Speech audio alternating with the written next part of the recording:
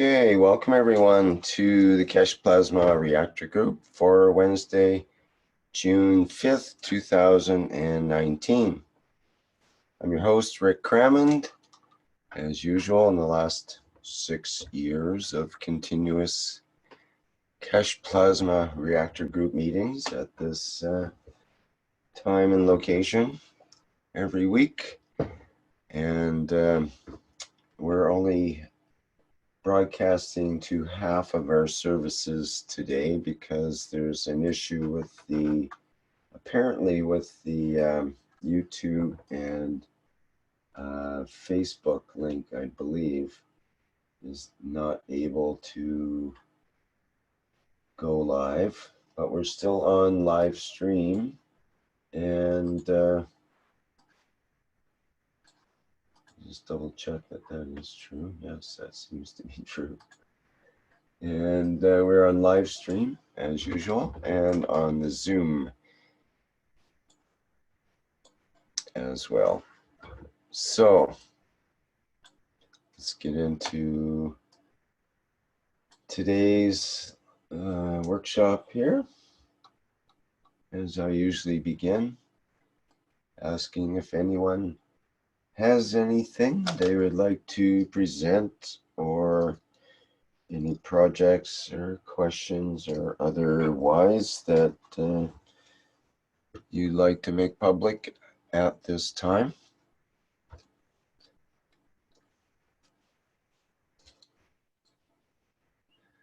Sometimes it takes a while to get people warmed up here.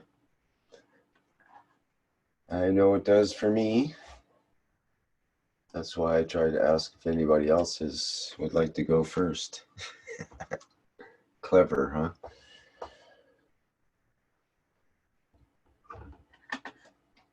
All right, not so clever. Nobody wants to go for it. Follow the leader. Yeah, the blind lead the blind in this case, but it's all good. We'll feel our way along. Thomas, good evening, Rick. Open. How's it going? Good. How are you? I've been busy. It's been a while, and I love the intro now. It definitely suits the cause. The intro, the little snazzy thing, you mean? Yeah, that's new. I haven't seen it yet, so that's great. Okay, well, Flint put that together. It's the opener, yes. You deserve all the stars and banners you could get. Been doing it for 6 years now, so. Thank you. So, yeah, I've got a few things cooking in the background. Well, I've seen some pictures, I think, and maybe you would be willing to share. Yes, I'm always willing to share. I have lots to give, and yeah, just a lot of projects on the go and nothing's sort of polished off, but that's all right. I believe Mr. Keshe said that nothing has to be perfect for it to work.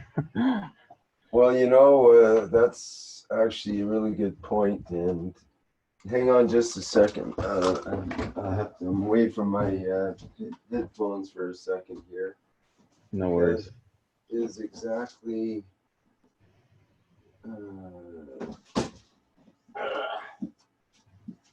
my first communication with Mr. Keshe. My very first thing that I got handwritten, back again here, handwritten from Mr. Keshe, from the very first ordering of the books that I got, which were hand signed by, I got the special edition hand signed by Mr. Keshe, you know, and to me, and this was a book number 1012, but he had made a mistake in the book number, and he had to scratch it out and make a big kind of scratch thing, and then an empty zero with this crossed out so that they indicate not to go with that number and so on. And then he writes in underneath, not everything in life is perfect. And empty Keshe underneath. So That's not awesome. in life is perfect was the very first quote that I got from Mr. Keshe personally that way. Yeah, it's been on my mind a lot. It just stuck with me when he said it, and when he did make that statement, he emphasized that he can make anything fly. Just give it to him. Give him a ping pong ball, and he'll make it fly. I think you remember that. That was maybe like three months ago. Mm-hmm. Yeah. So I've been trying to put that into practice because I do like to be somewhat of a perfectionist, and but it's a work in progress. So you should keep that book in safekeeping. It'll be a ultimate collector's edition one day. Be worth some serious coin. Could be. So what do you have going on the griddle there? Oh, what should I share first? Well, I'll show you the Tauruses I just built, and I'll fire that up, but for the most part, you can kind of get the idea. Just one sec. Okay.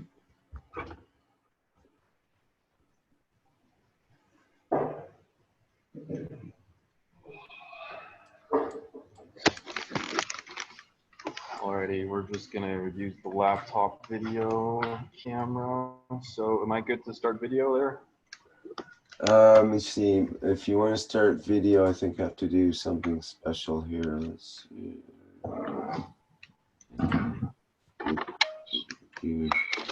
Allow panelists start video, I think will be the appropriate thing. And I can ask you to start video, or you should be able to there now. Okay. I'm just trying to get a cinematic angle for this. Okay.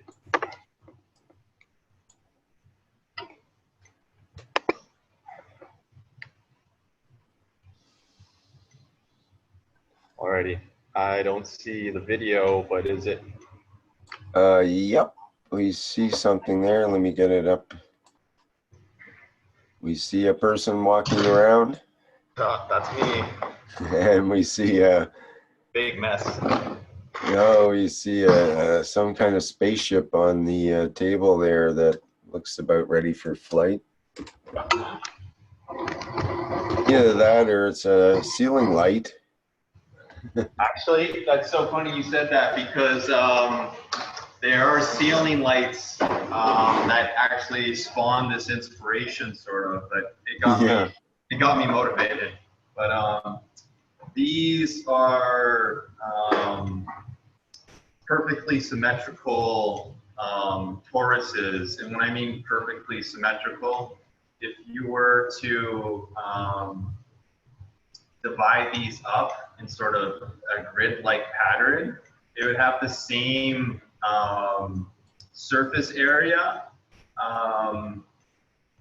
all the way around. And I could reference the math behind it, but it actually uses the Fibonacci ratio, phi ratio, to actually get that perfect symmetry. And the ratio is from the big one, the inner diameter to the outer diameter, and corresponding proportions. So I don't know if you can get a good view of that, but Yeah, really good. yeah, Beautiful. right on. So, So okay. this work actually was sort of gifted to us, similar to Mr. Keshe's. This fellow didn't patent any of his knowledge, and I hold him in high esteem for that, like Mr. Keshe. And this work basically is the result of Marco Rodin, and he developed vortex-based mathematics, and he found the equation sort of that maps out time and space in actually 6 dimensions, but he actually was able to perfectly map the torus, the, the surface inside and out, and how the actually energy is moving inside and out and all around. It's a really good knowledge base to have, and finally now I'm getting to actually put some of it into practice. So I actually haven't filled this up yet with GANs. I'm just about to do this and charging up some batteries, but if you give me another 30 minutes or so, we can do a live demonstration. And I just have 2 GANSs. This smaller one is half the size and scale. It's a 100 millimeter circumference for these discs that hold the windings together. And then this one's 200 millimeters, and you can see it's the huge difference just with that blend. That's 100 millimeter diameter, not circumference, isn't it? Yeah, diameter, circumference of the discs, but for the overall torus diameter, this one would be 200 plus 23 point or 22.36, and then this one's exactly the double, 200, 200, and I believe the inner is 47 change. So yeah, I'll show the math later. I'm just a little bit over my head right now, trying to get a lot of things going. So, so yeah, this is kind of exciting. In electronics, this is similar to a bipolar coil, I believe, that there's a really strong magnetic sort of pillar. It concentrates it very much in the center, and it's really hard to distinguish the north and south pole. No, it's funny, I was just about to mention a bifilar coil because I made a Tesla bifilar coil using tubing, which is interesting as well. Oh, so with copper tubing? No, in plastic. In a motorcycle or like a small engine fuel line. So you were using it with GANs? Well, I tried it with just with GANs and some fluids and stuff, but I didn't get any serious results. I didn't do any serious experiments with it, really. It's just a concept to start with. Yeah, so I've been sort of playing around with different flowing currents in tubes, as you may know already, and so yeah, so it's interesting. Marco Rodin has a bipolar coiler using this same structure, the Taurus structure, and you'll be able to spin a spherical neodymium magnet on the inside. You can actually take it away, 7 feet away. I don't know what the threshold is, but you could still actually engage in the magnet without actually being there. So this is actually demonstrating that sort of zero-time communication principle where you're connecting to the actual singularity and sort of not interacting with the matter state. Sort of you're bypassing that resistance and just going straight into the higher fields. So that's what I was hoping that this would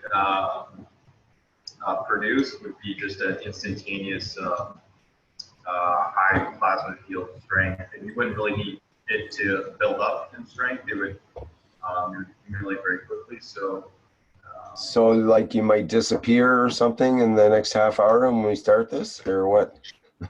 Well, it wouldn't be, I guess, too much as a surprise, but yeah, we'll see. Do we call your mother if you disappear, or how does that work out? Next of kin? No, I'm sure it'll be fine. Okay, so you got to charge the batteries and whatnot there, and then you're going to run a pump and pump fluid through these guys, right?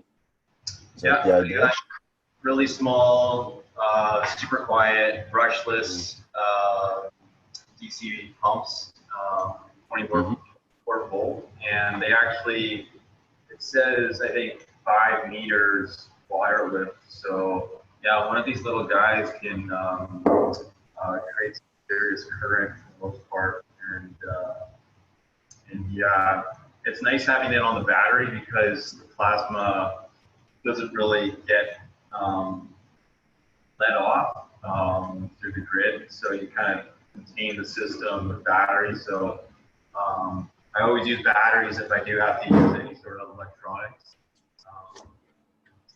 Well, ideally, it might overcharge the battery. That would be nice. Yeah. So eventually, this will be done in, I think, a combination of copper and GaNs. I have another design that's actually going to have one actually inside the other, so you'll have one sort of overlapping the other. So yeah, if you give me about 30 minutes, I'll have that ready for you guys. All right, sounds good. Thank you. All right.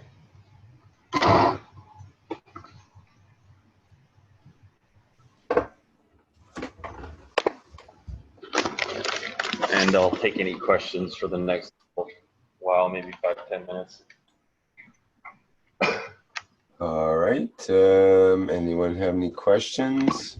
I was going to try to find one of my, see if I can find mine handy here. I'll be just a minute.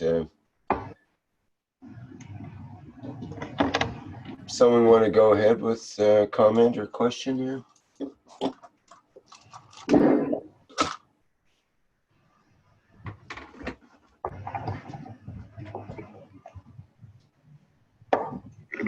Big round of applause from Nikolai from Canada. Awesome job. No particular statements other than that looks fantastic. Yes, you're in Vancouver, correct? I am. How did your caustic nano-coating go? I heard you on the One Nation call, and you were doing the 20-day caustic nano-coating solution with the plant matter. Oh yeah, I actually went out of town, so I left it, and I took a little bit out to have a sample in order to kind of determine pH and see how that changed versus leaving the caustic in the boxes. And that's actually on my to-do list, so I haven't taken them out of the box yet, but I'm going to be doing that and checking it out probably in the next couple of days here. No worries. I know it's a lot to do, and when you have to, do other things in your life, it's tough to keep on schedule with the plasma stuff. I just end up starting a lot of things, and then I forget that sometimes some of the things need my attention, and then I go, oh, right, thanks someone else, that's a huge, awesome reminder that I have a little project cooking away. So Yeah. So thank are you you very going much to for that test? reminder.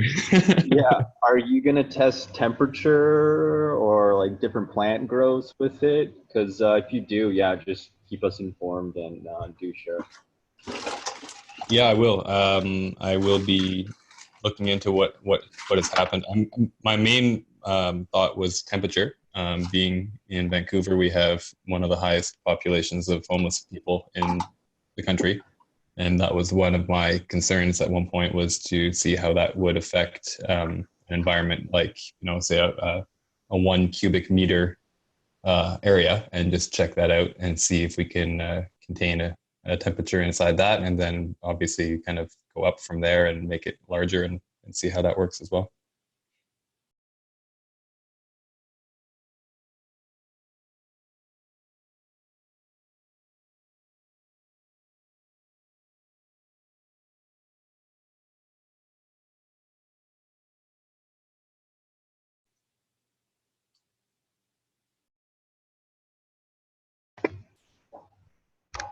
I will experiment with different currents. I did notice that with my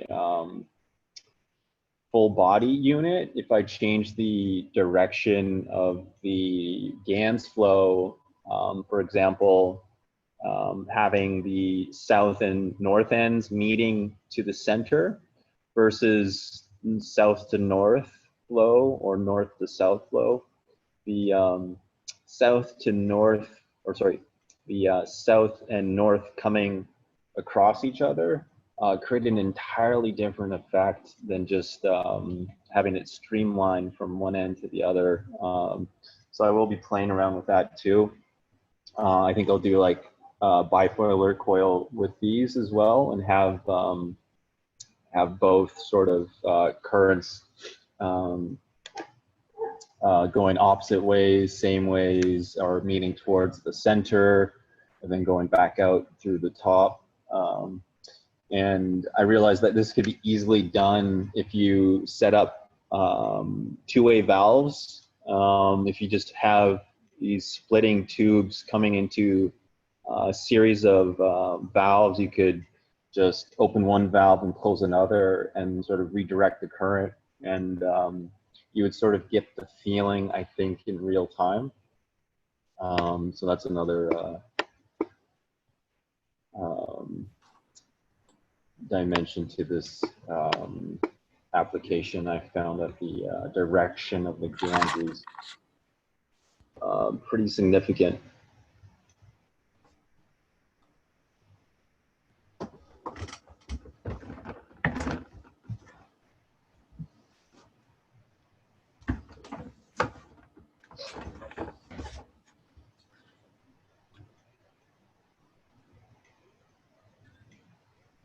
I'll start my video for a minute while you're filling in there. You still haven't got your video going yet, do you? No. No. I got maybe like another 30 minutes just to get that going, but I'll share maybe some pictures right now. Just give me a minute. Okay, I was just going to show one little coil arrangement that I made some time ago. So that's out of copper tubing. Has a central part that's kind of kinked, but it was used for an electrode actually for high voltage experiment. There's other kinds of tubing. Of course, there's the clear PVC tube.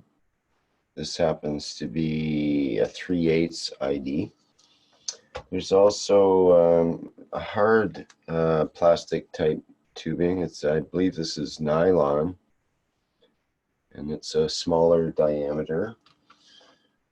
Of course, there is braided tubing, which is reinforced if you're using higher pressures, which is not that high a pressure actually for this, but it'll be probably good to 50 psi or something like that. And then here's a really nice form of tubing to use. This is copper tubing in 1/8 inch end size. It's got does have a hole there. It's hard to see because of the way it's been cut off, but it's considered to be 1/8 inch tubing. It's very pliable, easy to bend, and it's about like it's actually easier to bend than the 10 gauge wire. Then there's a thinner type of tubing that's sometimes used for fuel line or other vacuum connections, and this is actually a 1/8 as well for certain experiments. And you can buy different kinds of connectors. This is one. It's basically like a little shut-off connector, so it's got an input and output to it, and you can vary your flow using the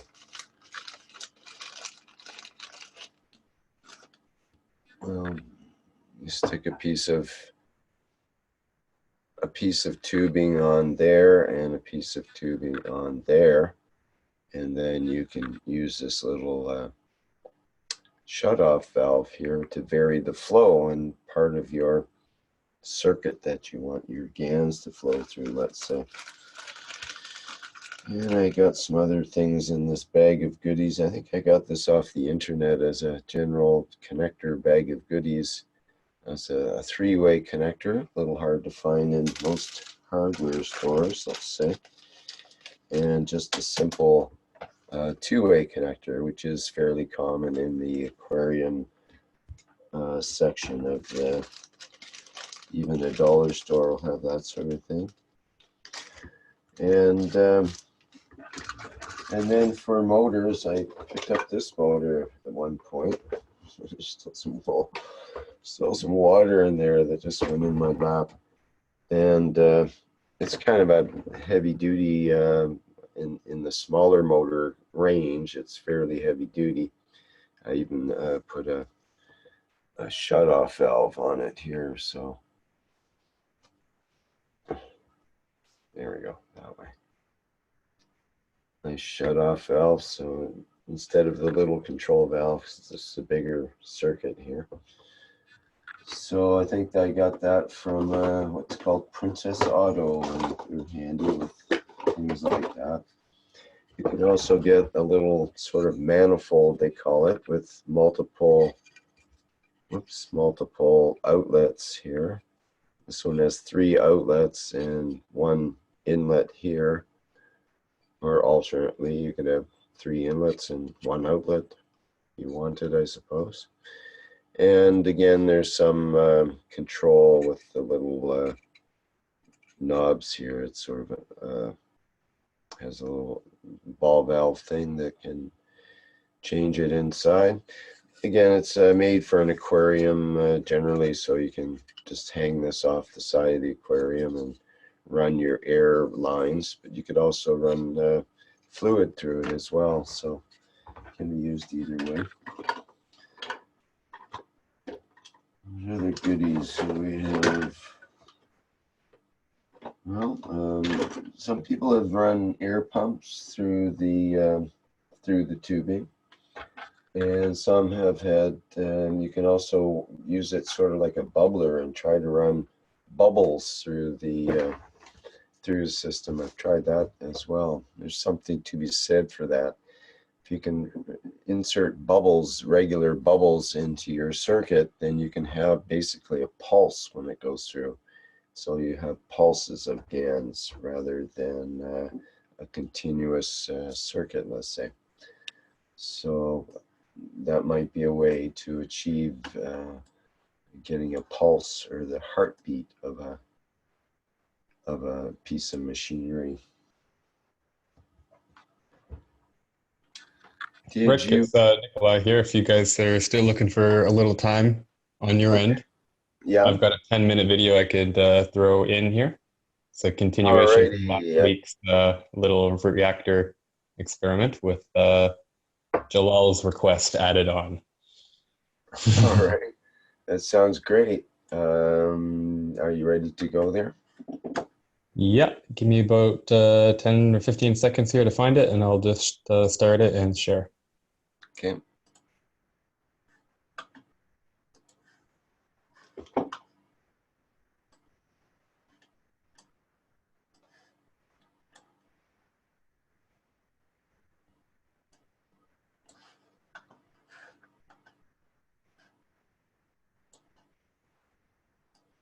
Okay, get that lined up here.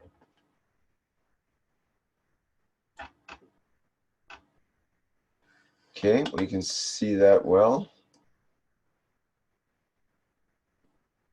Or we did. Now we see it. Yep. Are you ready to begin? Not hearing your audio, Nicola. How about now? Yep, now I hear you. Okay. Yeah, no, sorry about that, guys. I just missed the button. So this is a quick 10-minute video. I could skip through a little bit, but maybe just for the sake of things, we'll let it run, and I can explain a little bit as it goes.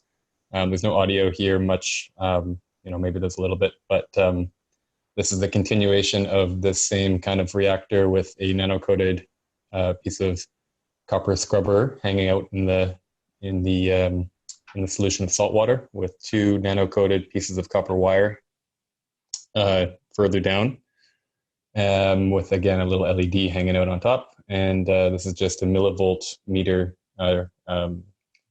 running, or a voltmeter running in millivolts.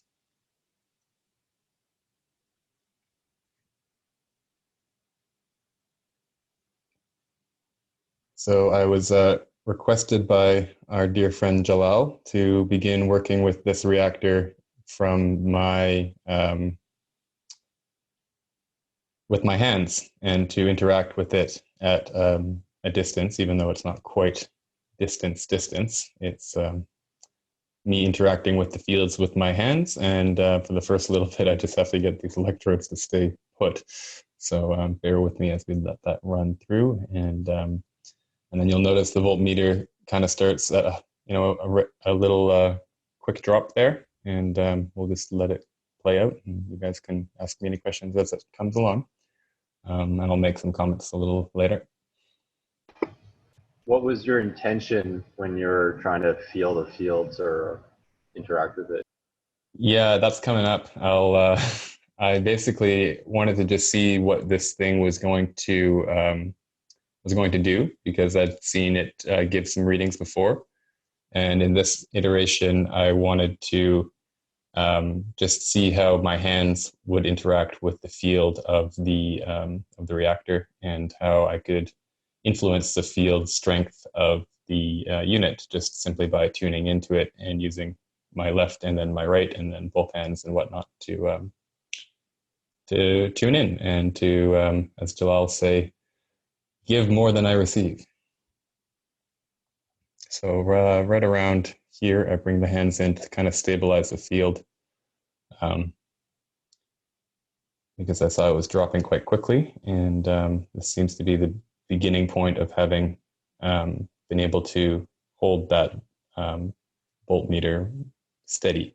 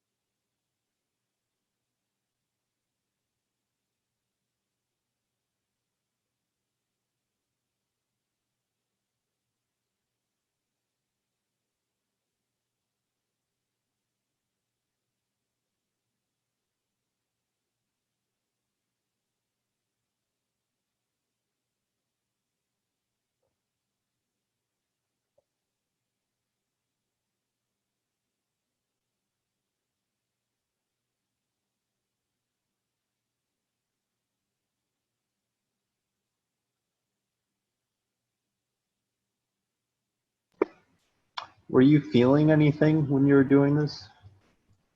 Not particularly, and I am a little bit more energy sensitive than most, but I did start to tune in soon here. I'm letting it play a little further before I explain what I did next, but I wanted to just see whether or not by using one hand and using the left hand versus the right hand, if I was able to influence the amount of voltage coming off of it.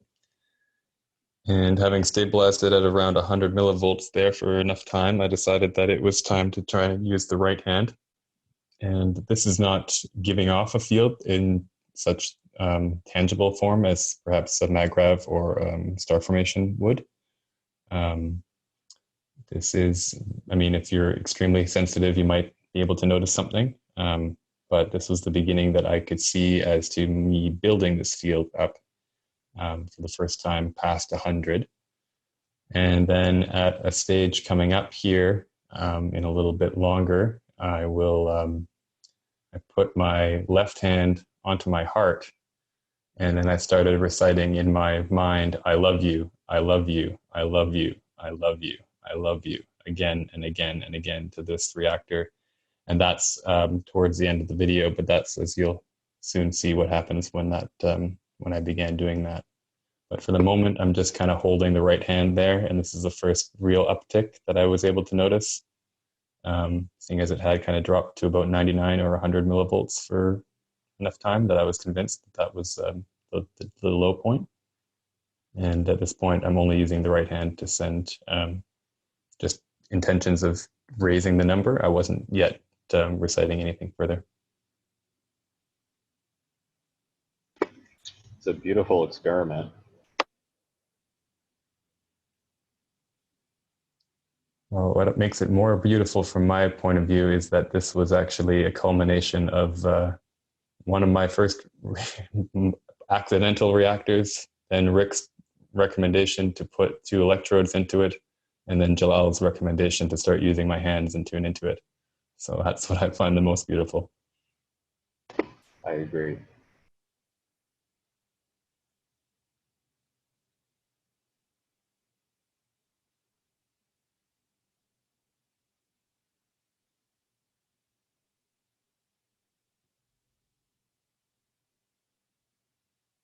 At this point, I was still trying to play with the North and South Pole and just trying to increase that, I guess you call it shift or spin of the reactor in such a way.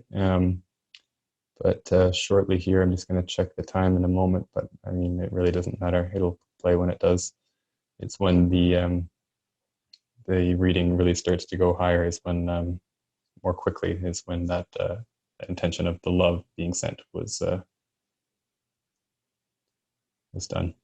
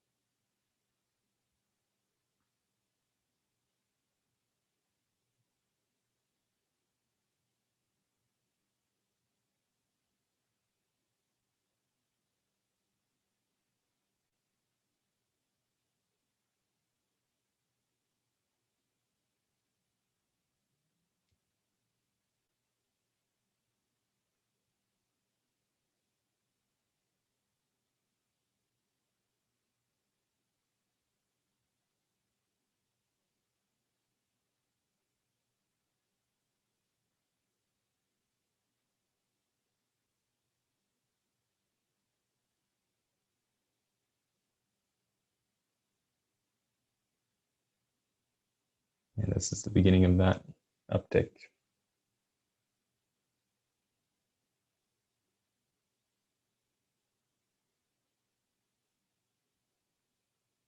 Are you feeling more connected at this point, or are you? This is this is left hand over the heart and right hand in that position, and just chant of I love you, I love you, I love you, I love you, I love you, I love you, I love you, I love you, over and over. But certainly more connected. And I mean, it was not so much of a touchy-feely field, but it was an emotional connection at that point, for sure.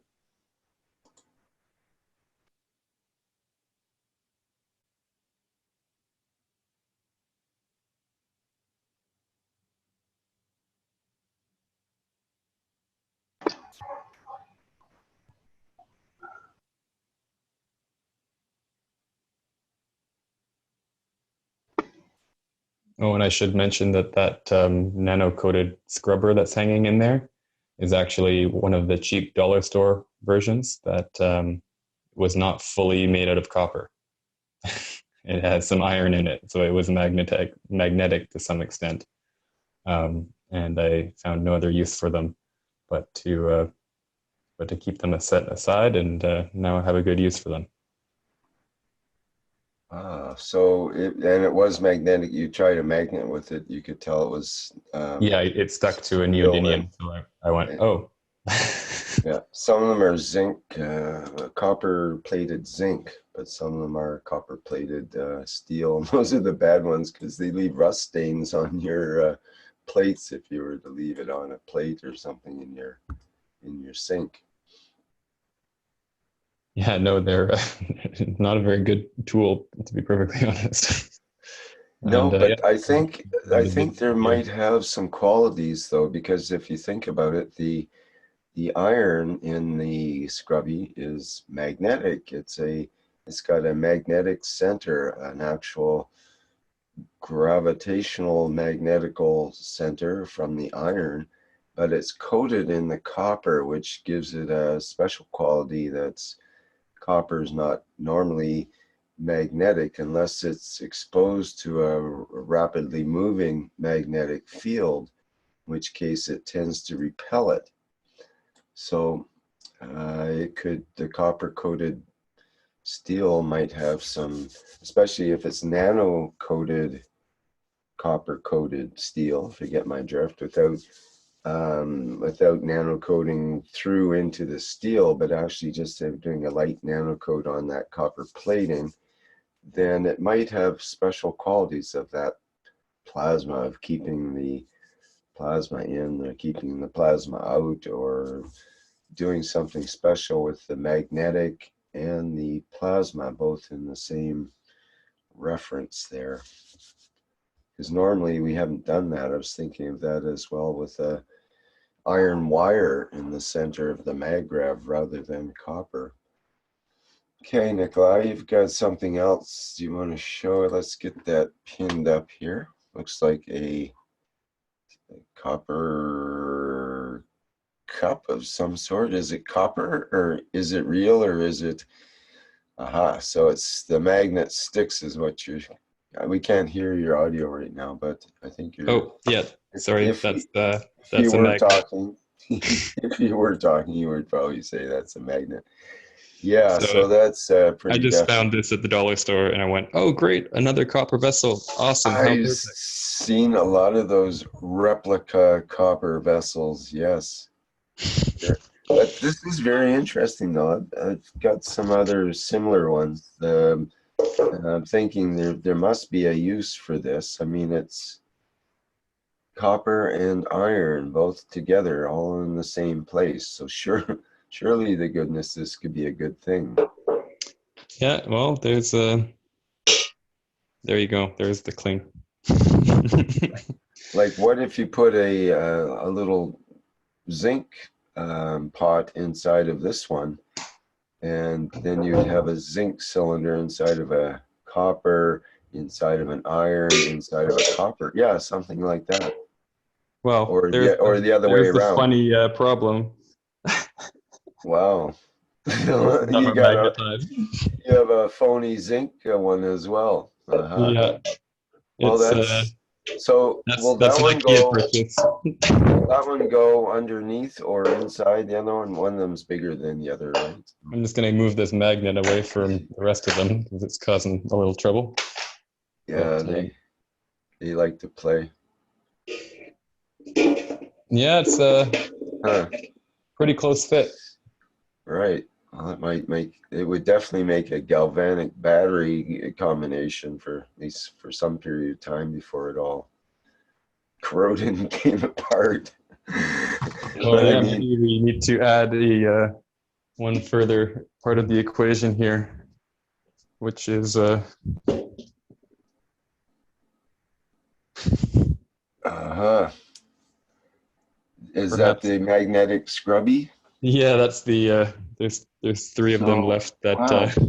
Hmm. that they came out really nice, and so I was surprised, and then I checked them all, and of course that's what happens when you have a look at these things. They look quite dark, and the coating seems to have worked, but alas, maybe not. Well, I mean, it should work for a bit, right? That's true. They Until do the work for a coating little comes bit. off. You just have to But catch them then, at the right time. yeah, then the iron gets exposed, and then you have stains in your GANs. Or perhaps you have everything GANs. Right. Not always useful. Anyway, I thought I would share that, Very good. and just like to thank everybody who was involved in bringing the concepts through, because now we have a battery that we can recharge with ourselves. If I can get this to work in a little bit further evolution of this, then perhaps we could have a smaller version with multiple cells. And I have played with putting a zinc electrode onto one of the nano-coated electrodes and got a 700% increase on the millivolt reader. So that made me wonder if maybe having that kind of a crossover to go from a zinc to a nano-coated wire and back in like a 3-cell unit might be interesting. Yeah, that'll create a battery. The problem is that it's usually the connections don't stay the way they're supposed to over time, and you lose the charge on it and so on. But that's interesting. I've also experimented with my hands around an empty GANS container, or one with just a bit of salt and um, something on the bottom, say. And a used GANS container or nano-coating container, the one that you might use to nano-coat coils in and that sort of thing. And if you put one of your electrodes inside the GANS box and the other electrode for your meter outside the GANS box, and then use your hands against, not touching, but against the sides of the GANS box, I think you'll find a big change in the reading that can occur from that. And it's very interesting, the effect of the body on things in terms of the fields. There's a certain capacitance that the body has, as well as a resistance and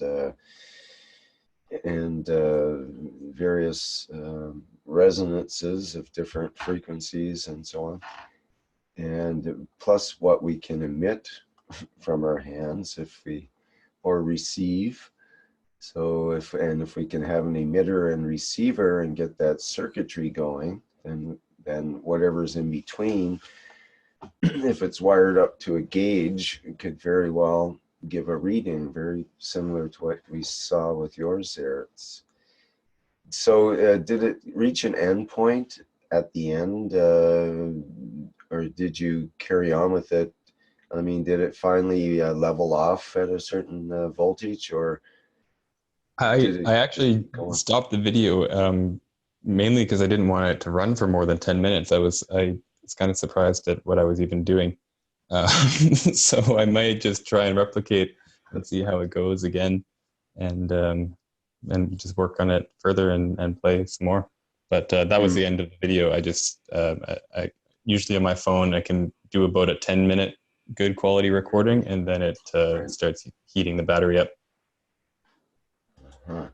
So maybe I'll record on my laptop next time and just set it up in the corner, and as long as everything is still clear enough to see the screen and whatnot, then maybe that would work. I can move the millivolt or the voltmeter a little closer or something and do it that way. It'd be interesting to see what happened over an hour or something like that. That'll be maybe there is an upper limit, maybe there isn't. Yeah, if it continues to be self-charging, and if that's one cell, and maybe you can make it much smaller rather than a larger and have multiple numbers of it all self-charging, then things add up.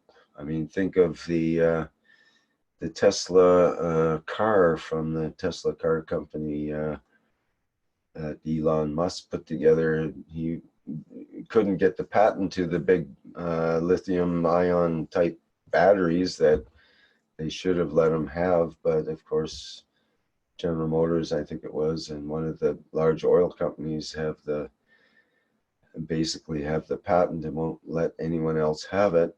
So he was stuck and ended up using, I think it's over 6,800 laptop batteries to make I didn't know that. to make the quickest electric, in fact, the quickest production car in the world, virtually. 0 to 60 in 2.5 seconds, 2.3 now actually, and beats any production car in the quarter mile. This is outrageous, using laptop batteries. I mean, he had to come up with the solution to wire together 6,850 or whatever it is laptop batteries to make one continuous power unit, so that all of those batteries can produce all of their power at any instant when you mash the throttle, basically. So this is quite a feat, I think. I can't imagine even, I have a hard time hooking three AA cells together in my little flashlight and make them all play together so they don't disarrange themselves and the lights suddenly go out or corrode the terminals or bend the terminals or whatever. There's a whole series of things that occur just with batteries and their connectors in all of our devices. So you multiply that by 6,800 or whatever, and there is a true electrical engineering challenge for you. But he managed to, and they still do it that way. In fact, he's made the largest factory in the world, the square meter each or square footage automated battery making factory. And I think the last one, well, there's a couple of them. One of them is in, I think, outside of Las Vegas. And so, yeah, the largest factory in the world making these batteries with thousands of little batteries in the battery. So I think we should be inspired that if we can put together 10,000 little cells that are all charging themselves, surely to goodness we can pull some amperage and voltage out of that and show some sort of real effect, if not a competition for electric car, perhaps. That would be a lot better. That would be quite the evolution of the little reactor that sits under my table. Well, there you go. Something to think about. You wouldn't want 6,000 jars that big. That would more than not particularly, but my quick math says that's about 780 volts. So yeah, well, there you go. Right. So, but if you have, say, a tenth of the voltage to 78 volts, and and that would give you 10 times the amperage. Or you could have 1/100th of the voltage, so 7.8 volts, and you'd have 100 times the amperage, which might be a better way to go depending on what you will have set up there. Technically, in terms of regular volts and amps and thinking of in a very electron kind of way. But I mean, that's what most of our tools and equipment and so on so far I say, run on is amps and volts and watts and all that kind of thing. We're moving into a place where we won't need to be registering and regulating things that way, perhaps. But for now, if you need to run a fan in your room or to run some sort of system, it usually requires either AC or DC power, depending on what it is.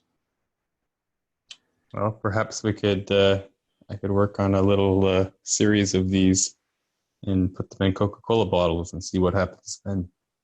Never know. Yeah, or even, film canister size, for example, that could be a cell. And then it would be easy to put a Very couple true. hundred of them together, or even maybe those little plastic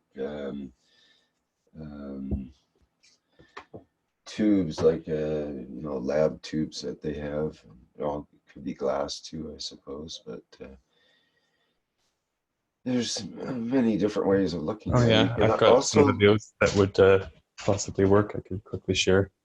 Mhm. Actually, that's funny. Maybe that's the reason why these are hanging out here. But, The other way to look at it is on the sort of the nano level as well. Like if you can get that voltage out of it, maybe you could also do it on, yeah. Whoops, disappeared there. it was upside down, so I tried to do it upside. Oh, that's interesting. Okay, well, I'll just show it right side up. If I go, wow, that's really tricky. Anyway. Yeah, so it's a test tube basically with a screw cap top on it. Yeah. Oh gosh, let's just put the phone upside down. That help. Whoa. Did that make it worse? Well, that's good there. Yeah, we can see quite well what it looks like. It's all Anyway. sideways. You can go 90 degrees, and that would be even better. Oh, like this, I suppose. Yeah, Yep, there we go. Yeah. Sorry, everybody on the computer.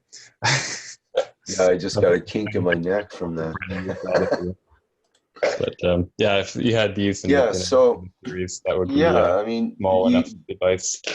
yeah, you could put 100 of those in a square foot, basically. Yeah, absolutely. Nikolai. So,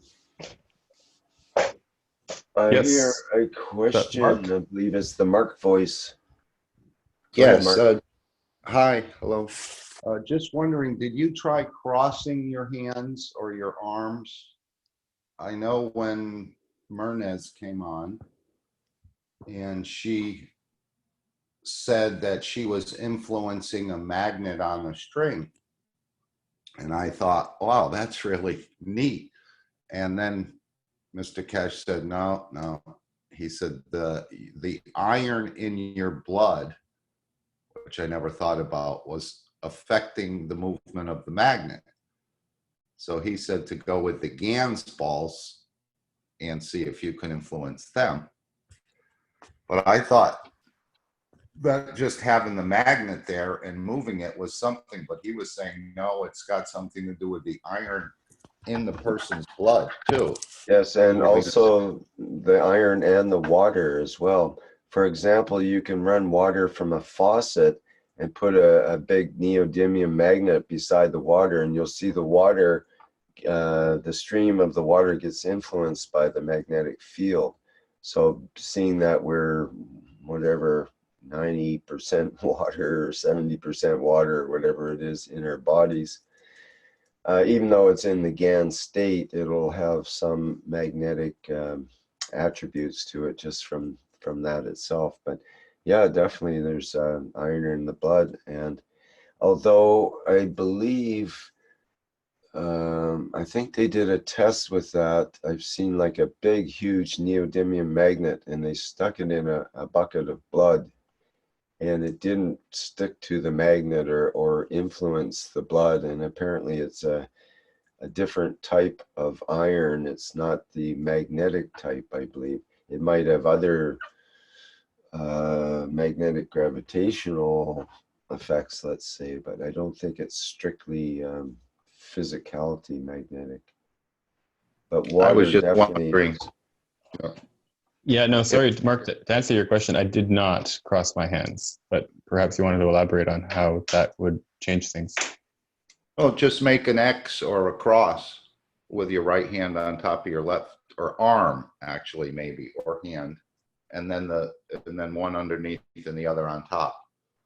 Right over the Text box. was saying cross the fields, cross your hands, see what different positions produce different things. Right, okay. Well, there'll be another iteration. I can only say this has been a collaborative effort, and so I'll keep it in that vein, and no pun intended, that should be fun. Also try different mudras, like your finger positions as well. Good point. Thank you. Yeah, it's been an interesting little evolution, this little reactor. I'll show a quick, tiny little video here just of the first one. Is that showing up, Rick? Yes. Yep. Okay. So this was the so-called rings of Saturn that started to appear in the middle of the reactor.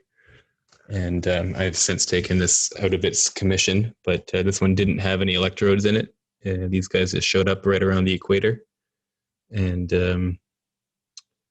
that was version number 1. It hangs out over there now, and there we have version number 2, covered in all kinds of putty and an attempted plugging of the holes. So perhaps there'll be an upgrade there in using these new seals that you showed last week, Rick. The septic seals. Yeah, that would be really a huge advantage over the caulking gun hot glue method. Pretty messy looking. It looks like icing sugar gone crazy or something there. Yep. Yeah, it was the hot glue was a nightmare. So caulking. Nikolai, right now it's showing like a video, or it's with your camera? You are closer of your reactor? I showed a video earlier. I don't know if you were here, but No. I asking Nikolai, you right now, you are close from this yes vicinity. You are close. Yeah, I'm right reactor? near. I'm right next to it. Yeah, with I have my cell phone record. You are able to putting the probe of multimeter. Yes, because I can. You make it, one experience. You show, and together trying to increase the field for seeing in the multimeter. Yeah, that's what I was. That my intention was more or less just to see how the hands would interact with it, and then as it stabilized, I decided to change my intention to perhaps influence it and increase it. No, I understand, but I propose this experience. You are right now open to camera, put a multimeter probe, and showing how what reading. He already showed that one. So did you see that part, Dan? I see, but Okay. in You want a live demonstration? He Okay. wants a live demonstration. yes, in no, it's like an experience, like you, Rick, not the time, no, because when you have a lot of people with intention, with thoughts, with field, is not only you, Nikolai. Oh, that That's might be nice. That's true. Very good point. I will see if I can set this That'd be up good. here. That'd be good if you could. I thought you might have been doing something else in the background there, so wanna- What do you guys see there? Is that a full view? yeah, that's a good view. Oh, I've just bumped it. Was It was yeah, a good view. we see the meter well there as you can see Okay. it clearly as well. Put a red probe in the bottom. Oh, you want the opposite this time? Yes.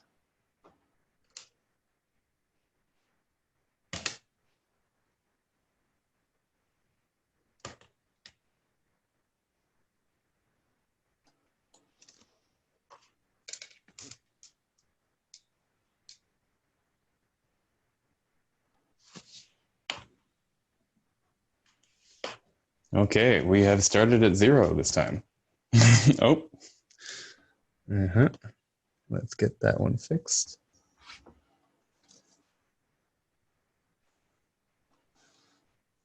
Yeah, it wasn't making contact probably there. Yeah, I was probably just sitting in the salt or something.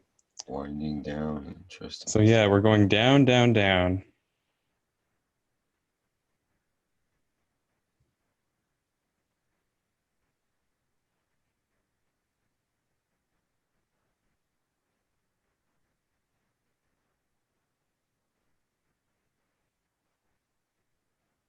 Actually, it's up because it's with minus and closer to 0.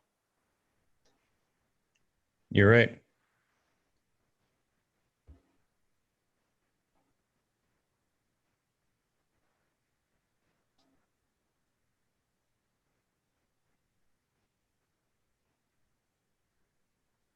And with the probe, don't touch anything, the red, not red, black probe in the air or in the bottle, not bottle, sorry, in the box, like a ground. It's not important, only red, because you have two distinct points.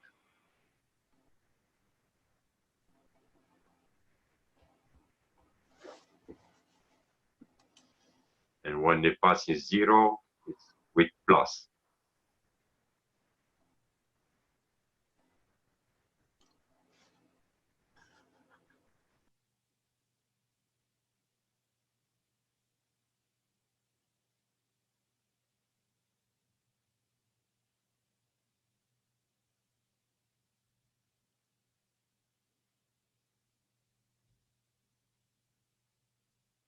When you have 0, 0, 0, no, from minus to plus, you achieve this point of equilibrium.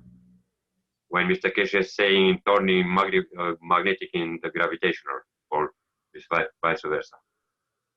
It's very stable. Remember how close is your mind, how you feel.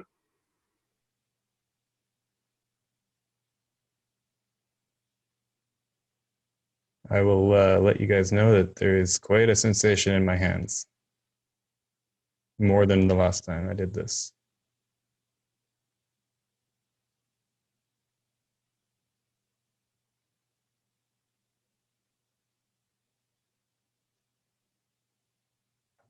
You can try one scale lower for seeing 0.1 or no,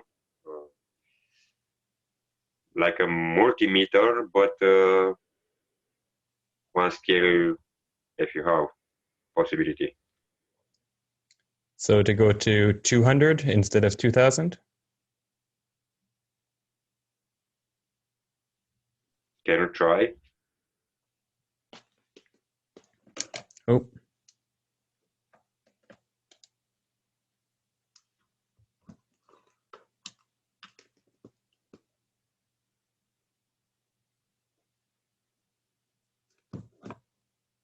Is that still in view? Yes. Yes. Yeah, okay.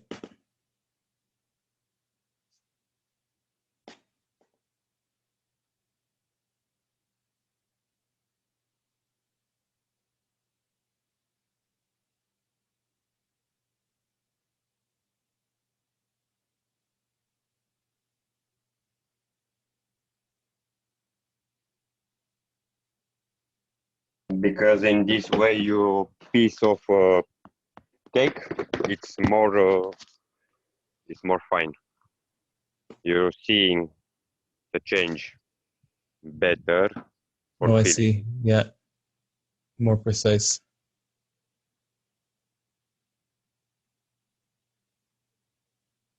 It's more accurate. Thank you very much, Nikolai. Thank you for your input. I can feel this sensation in my right hand in the middle of my palm. It's not hot, it's a little bit warm, but it's not warm. Feels more like a very, very, very light magnetic kind of energy. A little bit in my fingertips as well. More pronounced on the right hand and a little bit less on the left hand. Can you try moving your hands down like by the sides of the box and see if that influences it like quickly or not? Is this a better position, Rick? I can't really watch the screen as I do this. Yeah, yeah. Mm-hmm. Okay.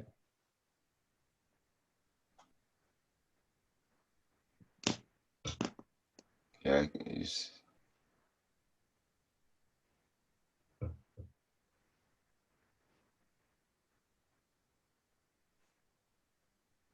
that seemed to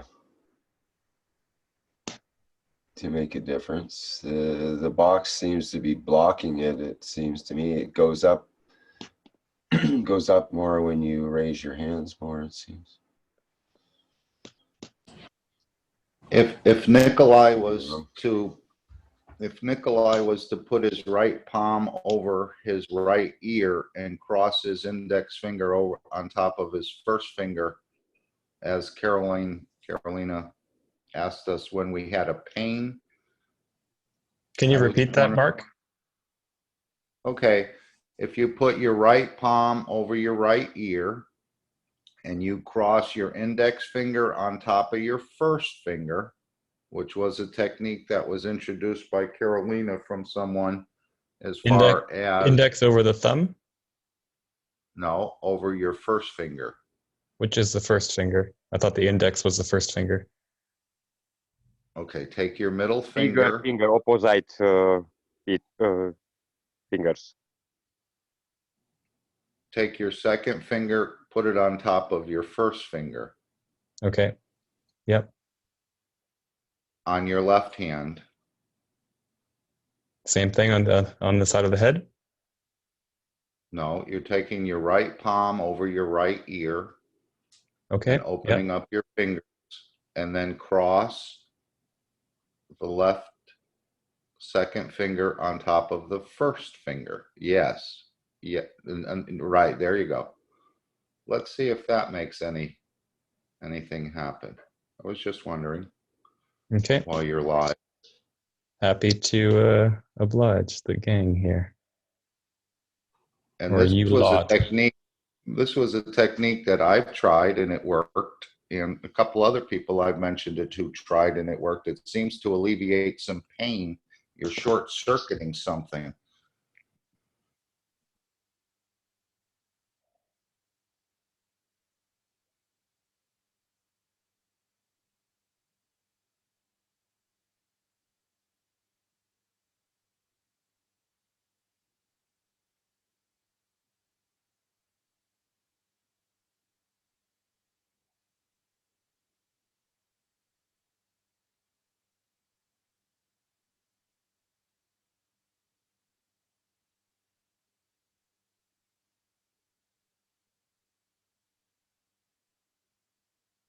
Seems to make a jump right at the rim of the box.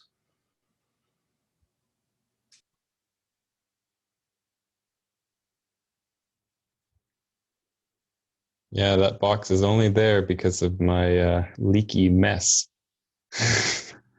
Next time with the correct seals in place, that's not going to be a problem. Well, in terms of a capacitor, though, the box acts like another layer, And sometimes one layer can affect another layer, can affect another layer. It's the way capacitors work, and that's the way plasmas work too. So that Maybe there's a double reason layer it's there. effect. As I find most of my accidental discoveries in this lovely work of the plasma actually have a reason. So, Well, I was amazed how I could influence the voltage through the box even more than my hands being in the box at one point.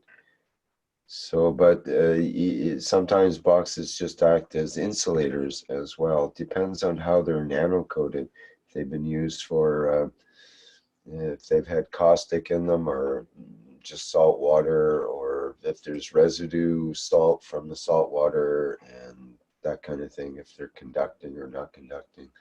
But definitely if they've been nano-coated with the hot caustic process, they become active. they emit. If you use a field meter, you'll find a field around the box itself. Which of course most plastics have sort of a electrostatic, or they call it, field anyways.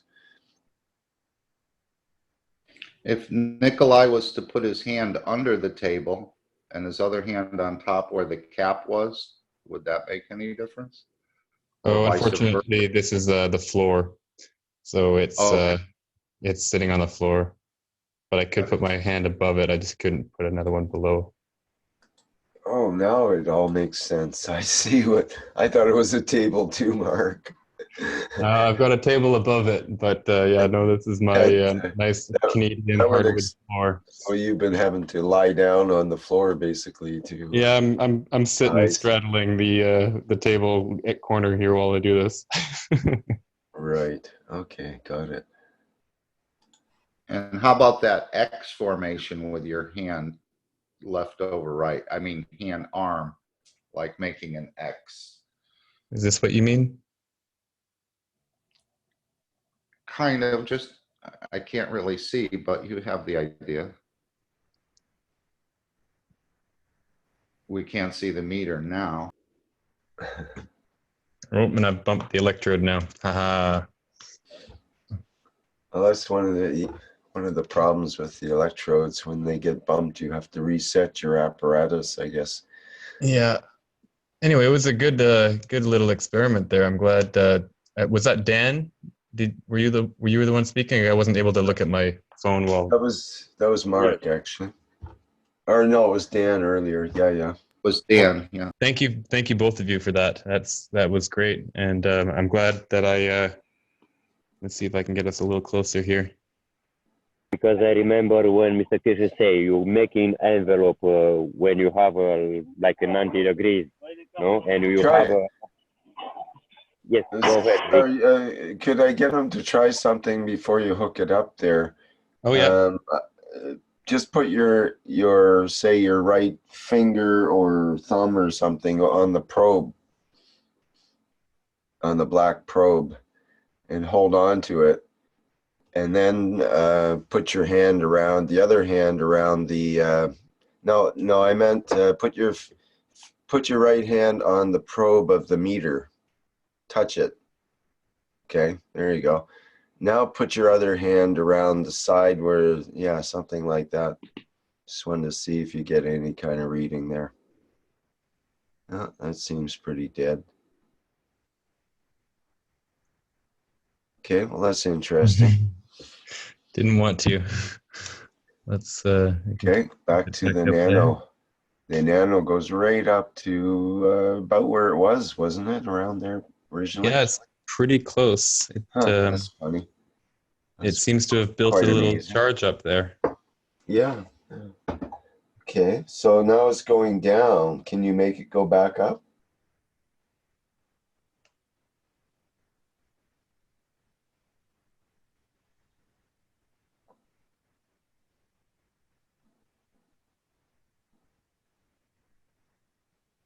But he's measuring electromagnetic here, right? Not plasmatic.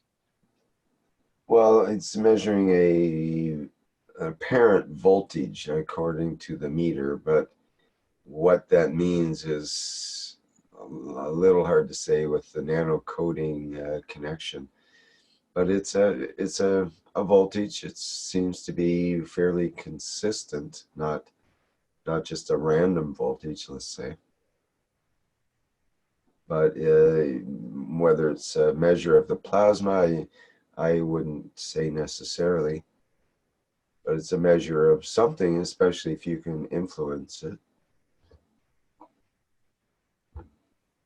Maybe it's more temperature related, for example.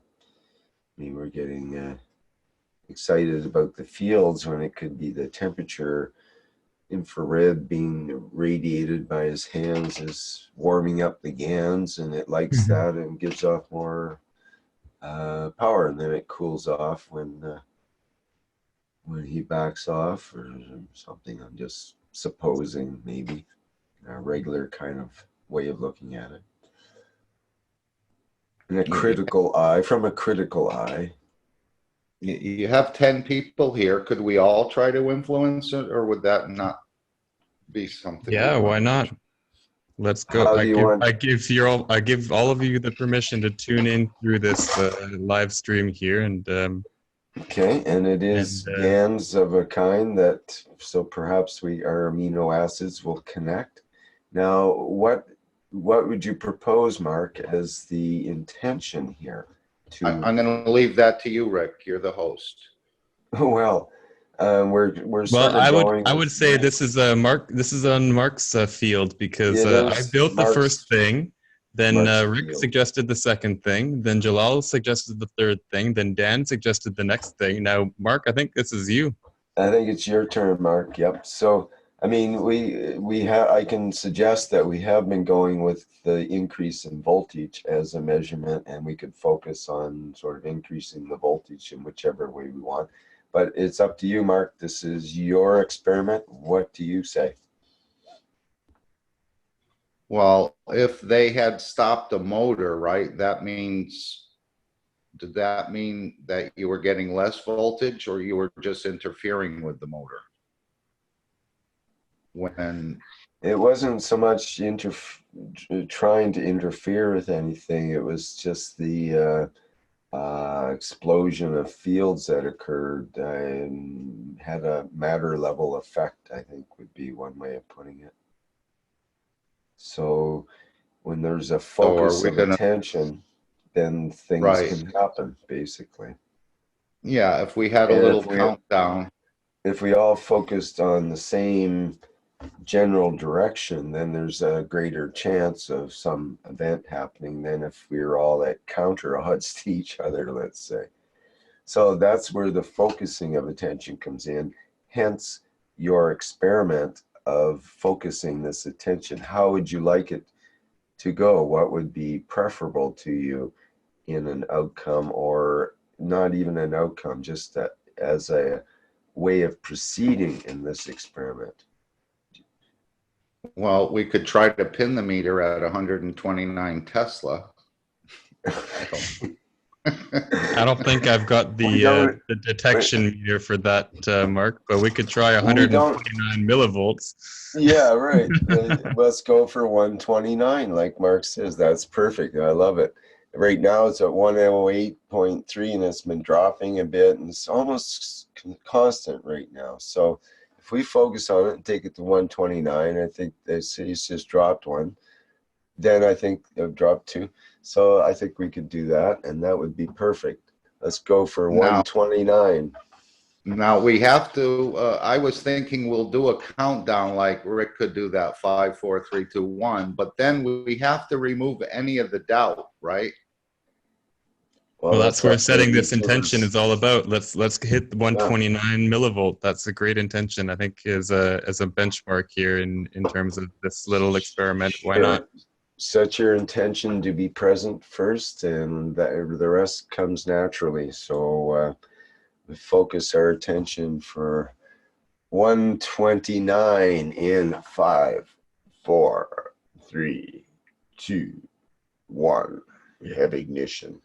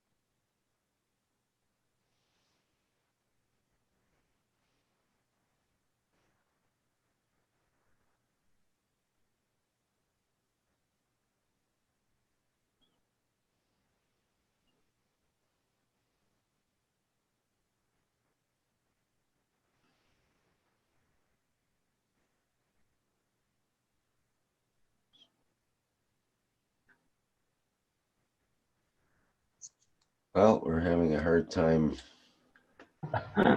elevating the meter here. Don't stop believing. Although you could say that it might have dropped like a rock if it wasn't for us holding it. That's But, true. It did start to fall as we were working there for a while, so it's staying rather in one place. When they did that experiment, Rick, stopping a motor, did that happen immediately upon commencement, or did they have some concentration? You probably know more than others, if you recall. I don't remember if it was a deliberate concentration to stop the motor or if it was just part of the fields that escaped kind of to that was part of the intention to focus the fields and to create the free plasma in the center of the reactor combinations that were going on at the time.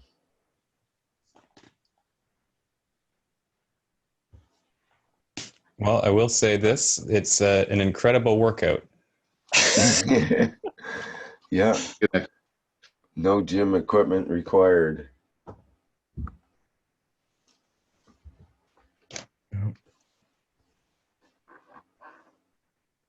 Next time I'll put it on the table. So yeah, one of those electrodes fell off as I kind of backed away, but putting it back on, the field's quite happy staying right at whatever that is, 99.4.5. Mm-hmm. It's certainly not dropping, so that's interesting.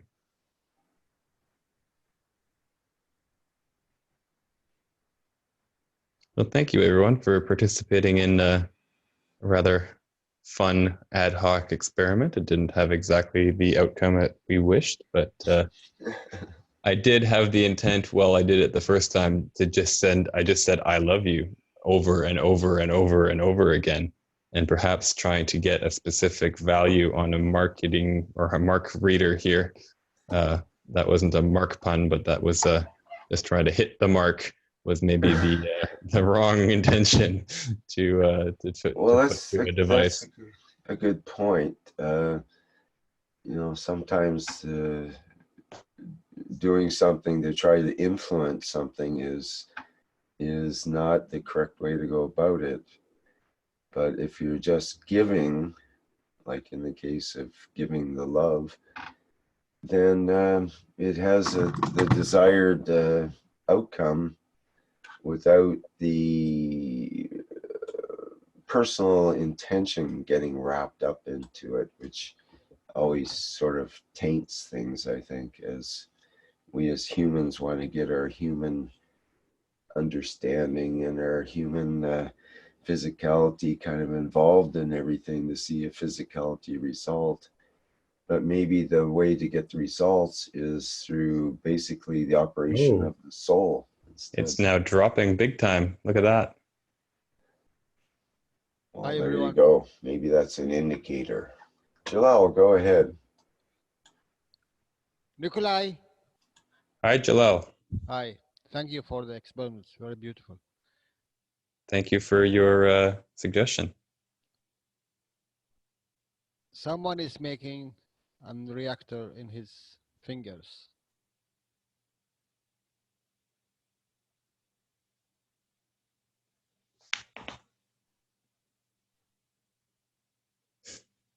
Like this?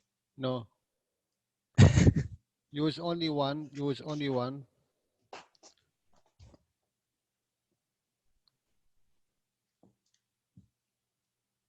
How do you want?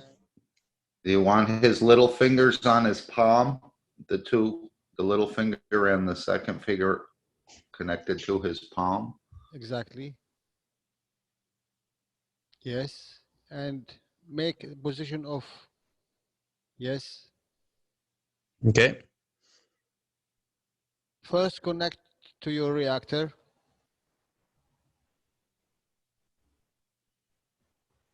make the free plasma. Put your left hand pointing to your heart.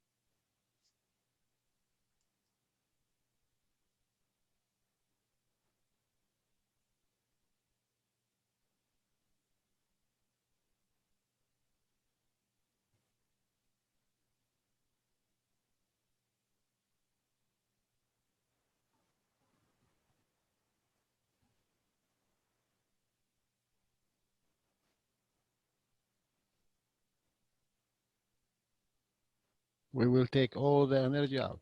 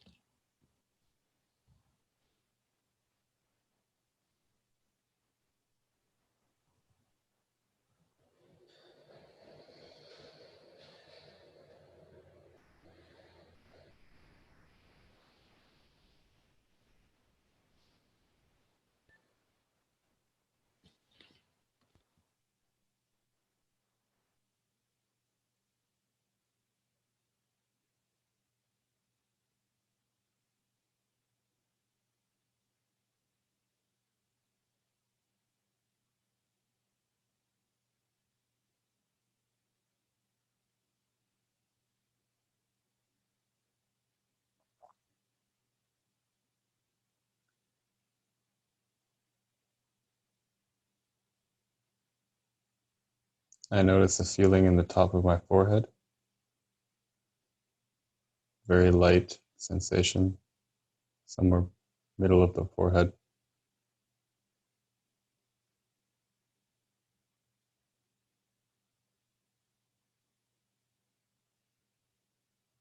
And my heart has jumped a beat or two, beating quicker.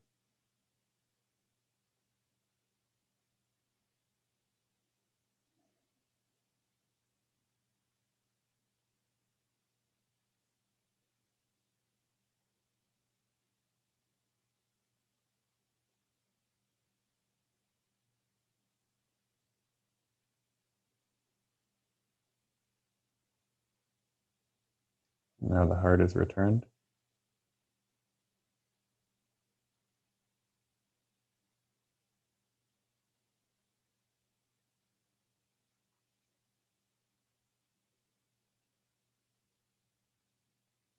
Still feels like a very, very light magnet is in the middle of my forehead.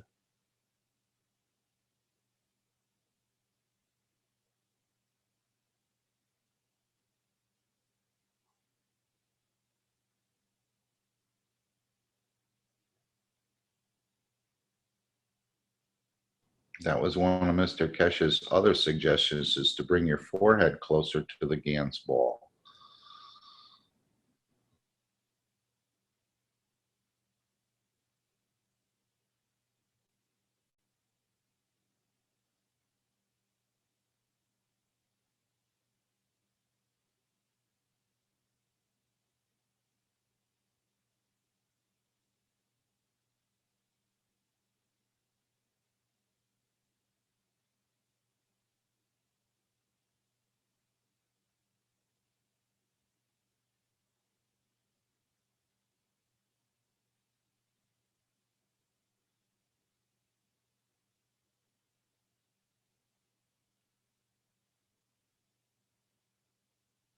Now you make the opposite. Left hand is the reactor, right hand pointing to the heart.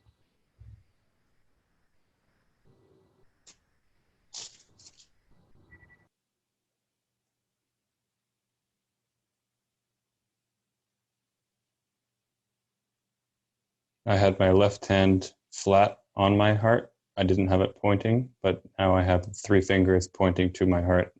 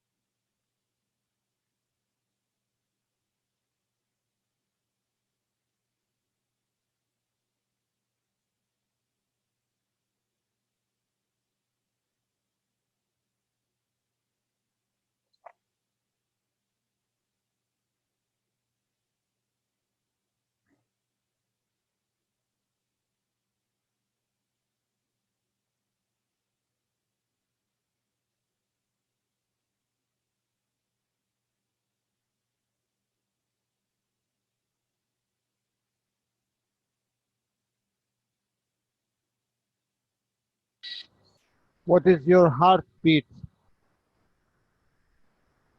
What do you think? Slow. It's slower. It's not fast. And I Be feel... angry. Sorry? Be angry. You are loser. You don't know anything. You don't understand this knowledge. Come, be angry. Someone make him angry, guys. Well, I was just thinking, I'm wondering if the heartbeat is not the same as what the meter reading is. About 75 beats per minute is probably what he's feeling right now. Interesting. You are connecting to the magnetical. Connect to the gravitational. Push it. Be angry. Come. You loser. What? Someone make him angry, guys. Go ahead. You have the time now. Where is my wife when I need her? I'm not married. I'm not married. It's a very bad joke. Either passion or anger will both increase the heart rate. Try to non-breathing, and the heartbeat it accelerates.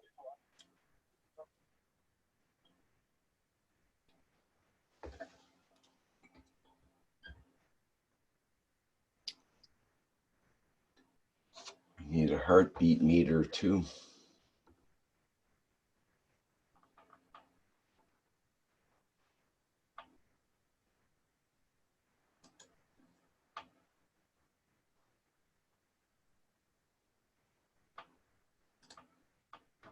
Actually, I think we can see your heartbeat in the shadow of you holding something there, your hands or whatever. We see a shadow against it at the very top of the screen, the center. It's a shadow of your fingers.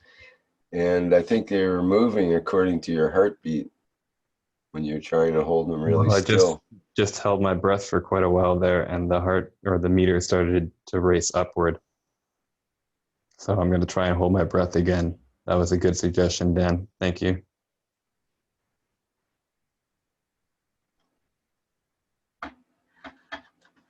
Try to breathe when you breathe in opposite, not with lung, with stomach, in reverse.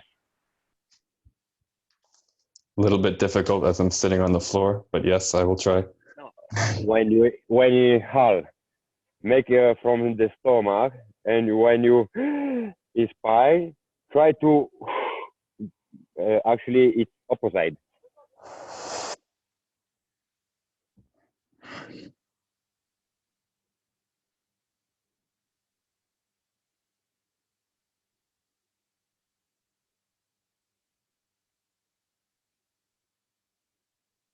you change the distance between the lung, heart, and not brain, stomach.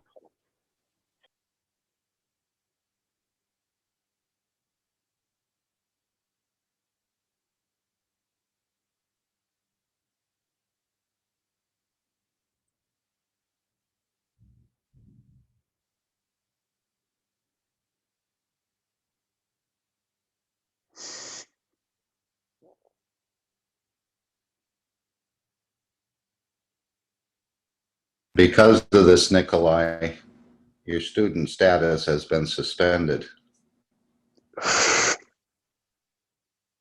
Keep trying, Mark.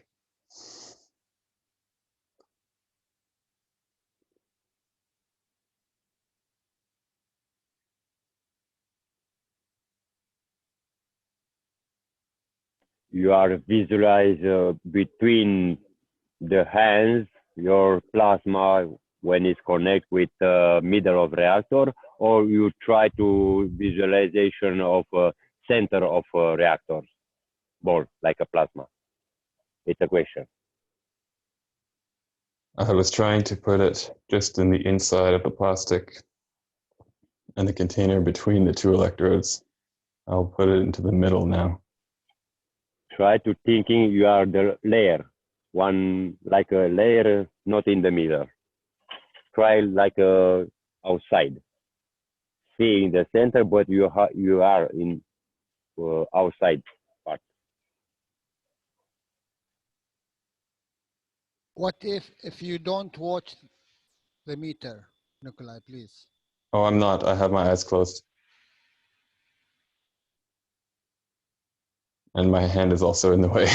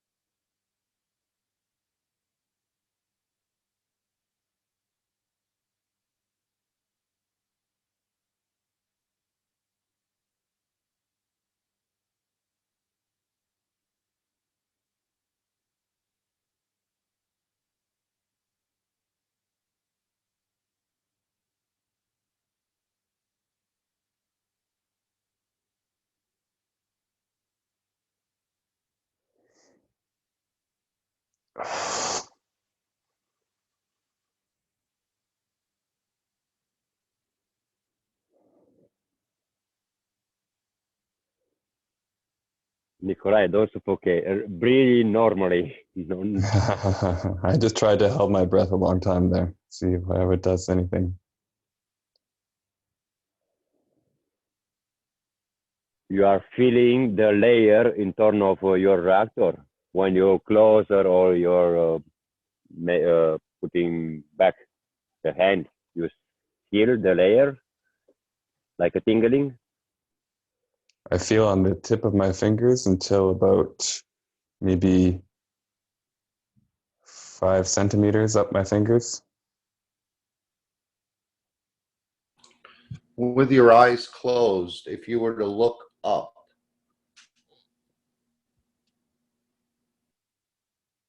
To the center of the brow. Is that what you no, mean, Mark? your eyelids are closed, but your eyeballs are looking up.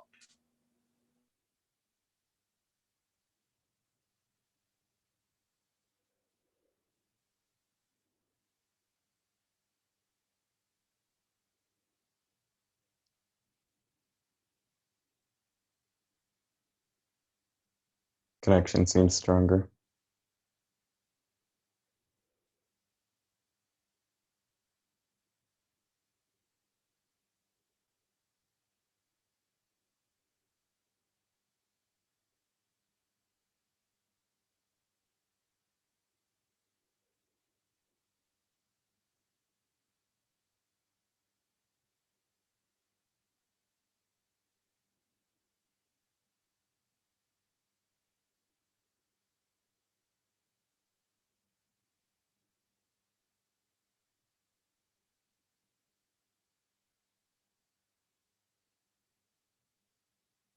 I have a very faint green orb.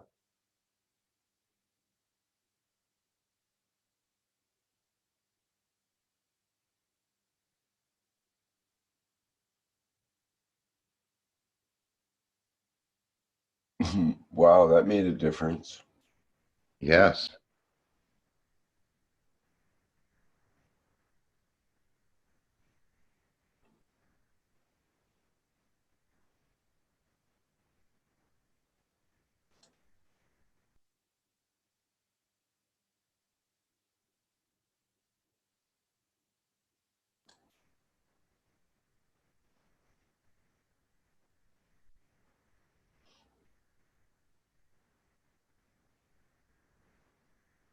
Just jumped up.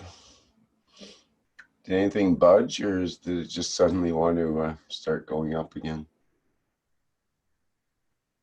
In my field, I had a little bit of trouble holding the green orb in my field. It went a little jump to white and then back to green and then faded from my vision.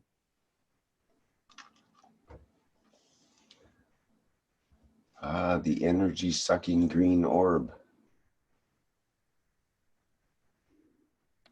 That's what I was thinking. It's pulling the energy. 3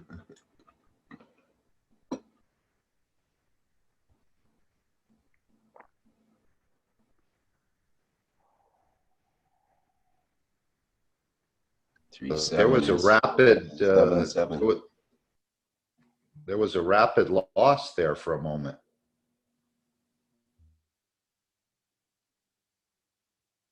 That was perhaps the connection breaking. I can only interpret. I don't know if that was at the same timing or not. Suppose I won't know that.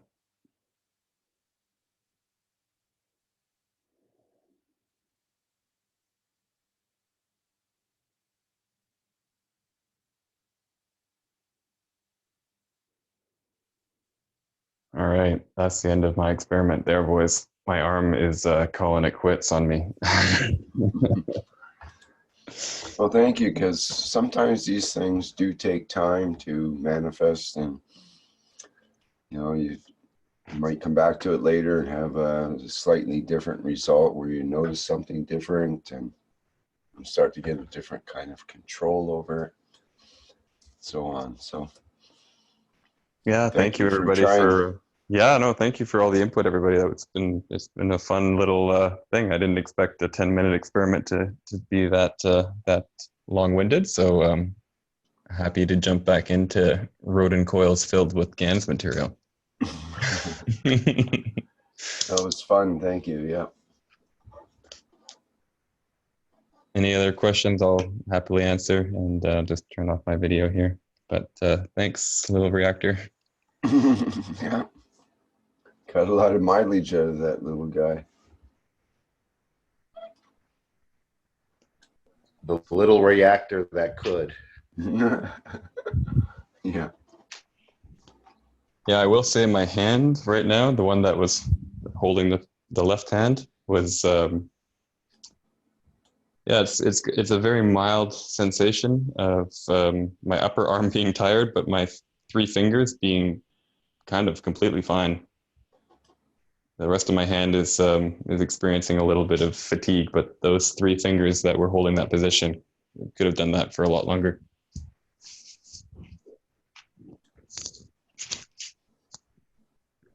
Anyway, I'm happy to leave the floor for somebody else. And I will next time not have my little reactor on the floor, so I can interact with it standing up. That will be a little bit easier. Thanks, everybody. Very good. Thank you. You might find a different reaction with your reactor when it's above the ground as well. Okay. Any other questions? Shall we go ahead?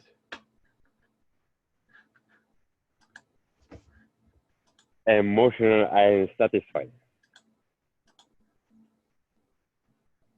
Can you repeat that, Dan? Emotional, like a zinc, I am satisfied. Oh, you are satisfied. Oh, very good. Were you the green orb? Or is that somebody else? Not all, sometimes, not always.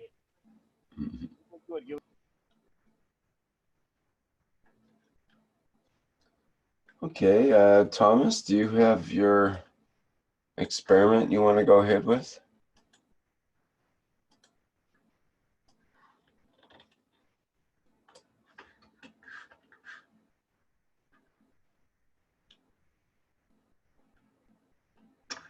Hey, I do actually have it running right now, but no experiment per se, just feeling just within myself. But probably plants, and maybe I'll try to do similar to what Nikolai, try to hook up a voltmeter to some sort of pickup coil.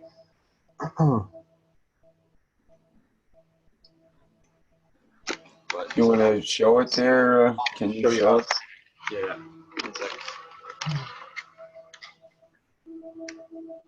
We hear some pretty strange noises in the background. It's funny how the microphone auto muting will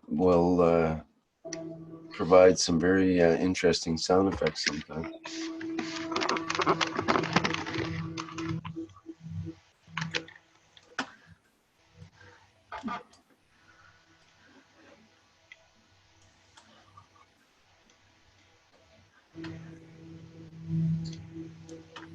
So yeah, I've got 2 different ganses. This one is kind of a one right here. It's a combination of zinc, CO2, and copper. Then this one's really special CH3. So it's interesting because the pumps are spinning sort of like a reactor would. It's already creating its own sort of field. Having that turbine kind of like mix the GANs sort of like creates that balanced energetic flow. And then you're sort of sending it through this current as well. So when I started it, the pumps were kind of like a little staticky, like sporadic. But I don't know if you can hear right now. They're humming a little bit. They're in sync, and I've noticed that on bigger windings, such as that full body unit I have, where they'll actually have a heartbeat. They'll have a very audible hum. So this one isn't so apparent. Yeah, But, we actually can't hear the pumps at all when you're not talking, because the noise cancellation automatically takes care of that.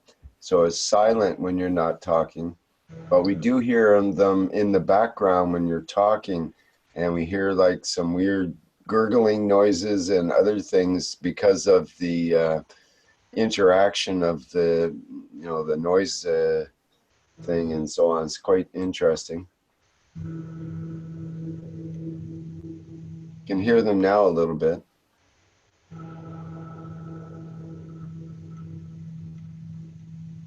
that's interesting. They just changed when I took this one off.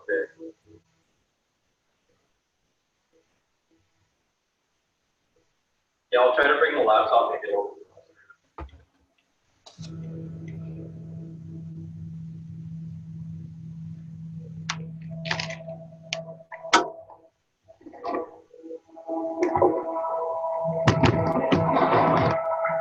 Oh, that's better.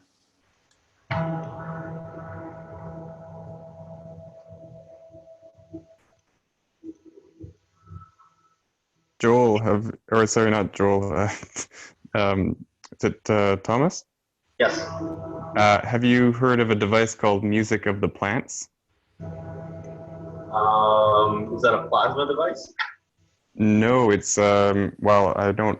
Perhaps it is, but it's a device that is used to plug into the roots and then onto the leaf of a plant, and it picks up the signals of the plant and converts them into a MIDI sequence or keyboard, essentially, and allows the plants to play the music through their interaction of the leaves and the roots.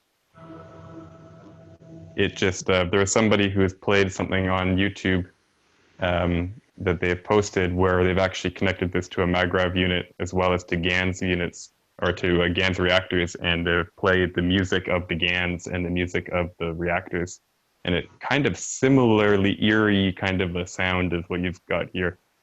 Yeah, that's what I was wondering if you're referencing, because yeah, I saw that they're getting some vibrational readings off the GANs. I would name the names, but I don't know if that's allowed in this setting or not for the YouTube channel for others to find it. But yeah, perhaps I'll put it in the chat.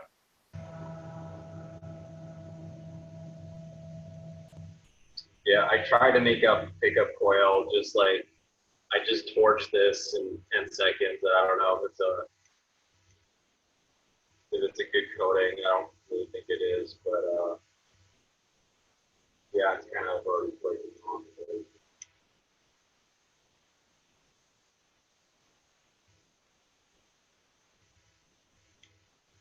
So I don't know if you just heard that.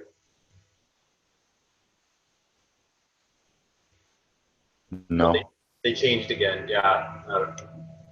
It's usually when you're speaking that we can hear them, but Okay. as soon as you stop speaking, the feed goes almost dead. Well, yeah, I would be interested to hear how someone would try to experiment with these setups. I do already have one plan in mind, is to actually put a spinning reactor inside the bigger one. I do need to make the gap a little bit bigger, but I could put one in there. Could you try just what you did there, but not talking? Just move the top reactor around the other one a little bit there. See if it changes the sound that we hear. Sure.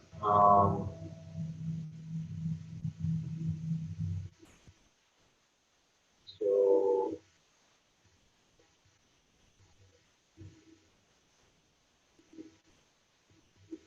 an interesting live demonstration class.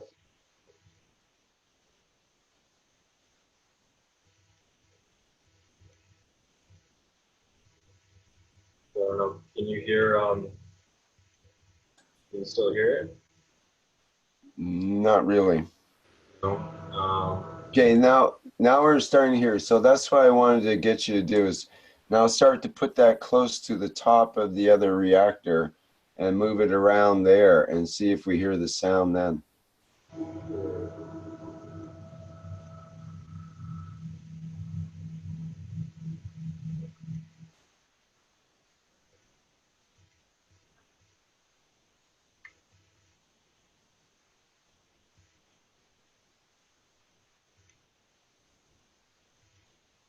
Oh, it's gone dead again. Now we hear it. Yeah, they're pretty quiet. But, yeah, the feeling is it's pretty strong in the top of the head. I'm gonna try to lift this one. Yeah.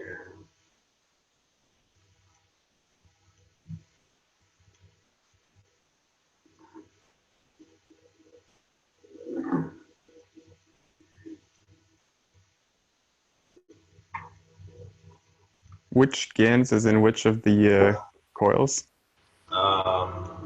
Smaller gravitational, and this one copper, zinc, and CO2, and then CH3 in the big guy.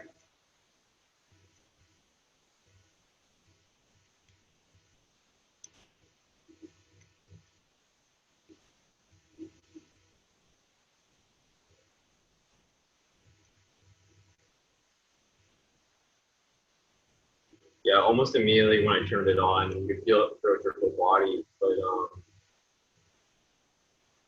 yeah, it's pretty quick to balance. So I find after a while it sort of subsides, but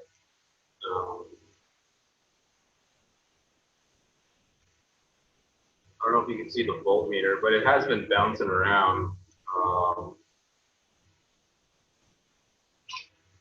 So I don't know if it's now getting good or not. But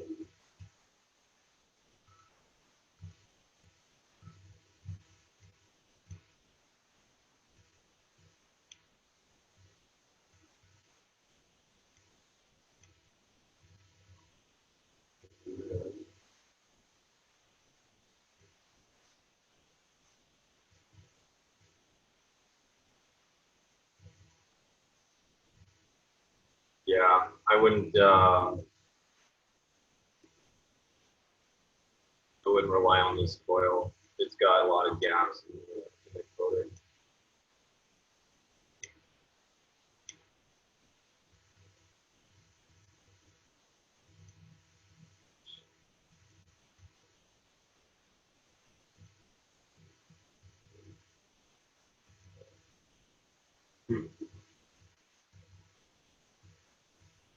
How far can the two coils be spread apart from one another? As far as the tubing goes, but right now I just wanted to get it going just to show you guys. This is a design that I will be working with going forward. But yeah, I would want to incorporate copper, nano-coated copper windings, sort of try to tap into some potential power voltage with this setup. So yeah, it's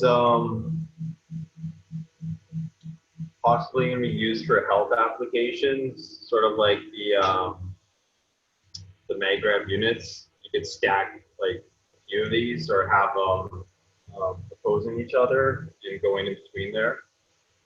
Get a tap into a current flow. So I haven't seen anyone try to replicate a Taurus, and I do believe that is what plasma actually produces as a shape, a magnetic field shape container, for the most part. If it's closer to this shape or something a little bit more spherical, that'd be interesting to hear Mr. Keshe's opinion on. But, I was mainly curious if you could put them far enough apart that you could actually stand in between them and see if we could hear any distortion in the fields in that way. sure. Well, I guess maybe next week I'll try to get that set up. But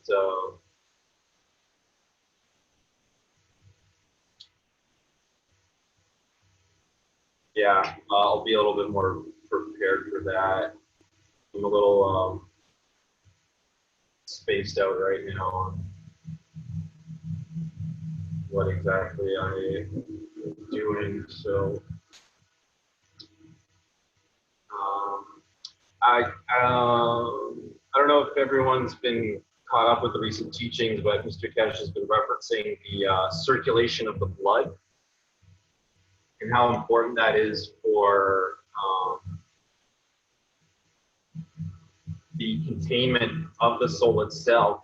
And basically, you would want to slow that blood circulation down to let your soul sort of free up. And I guess this naturally happens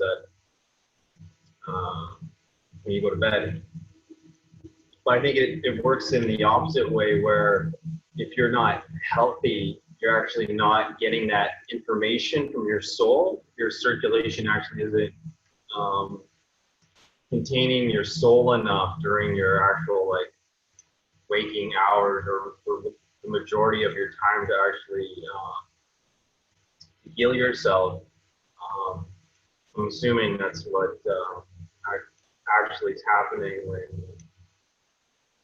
you're coming down with all sorts of conditions and diseases, is that there's a disconnect and the containment isn't strong enough for your soul to actually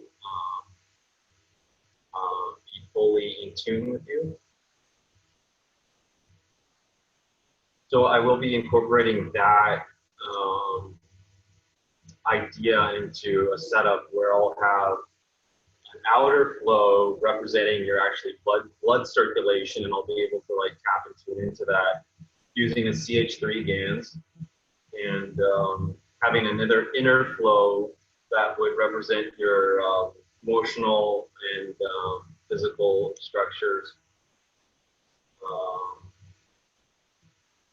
So actually, I already have that system made. I just don't have a place to set it up yet, and I will actually show you what it looks like. Just give me 1 second. Stop sharing. That's the new pod setup, right?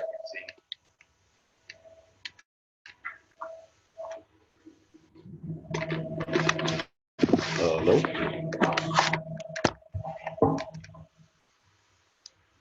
Hello. Hello. Oh, yeah. So I was saying that's the new pod setup. The new pod setup. Is that your display picture? Are you showing it or? I will be showing it momentarily, but Oh, okay. That's the one you saw, I believe. Have you tried using the GANs of hemoglobin? I will be actually incorporating that into this setup.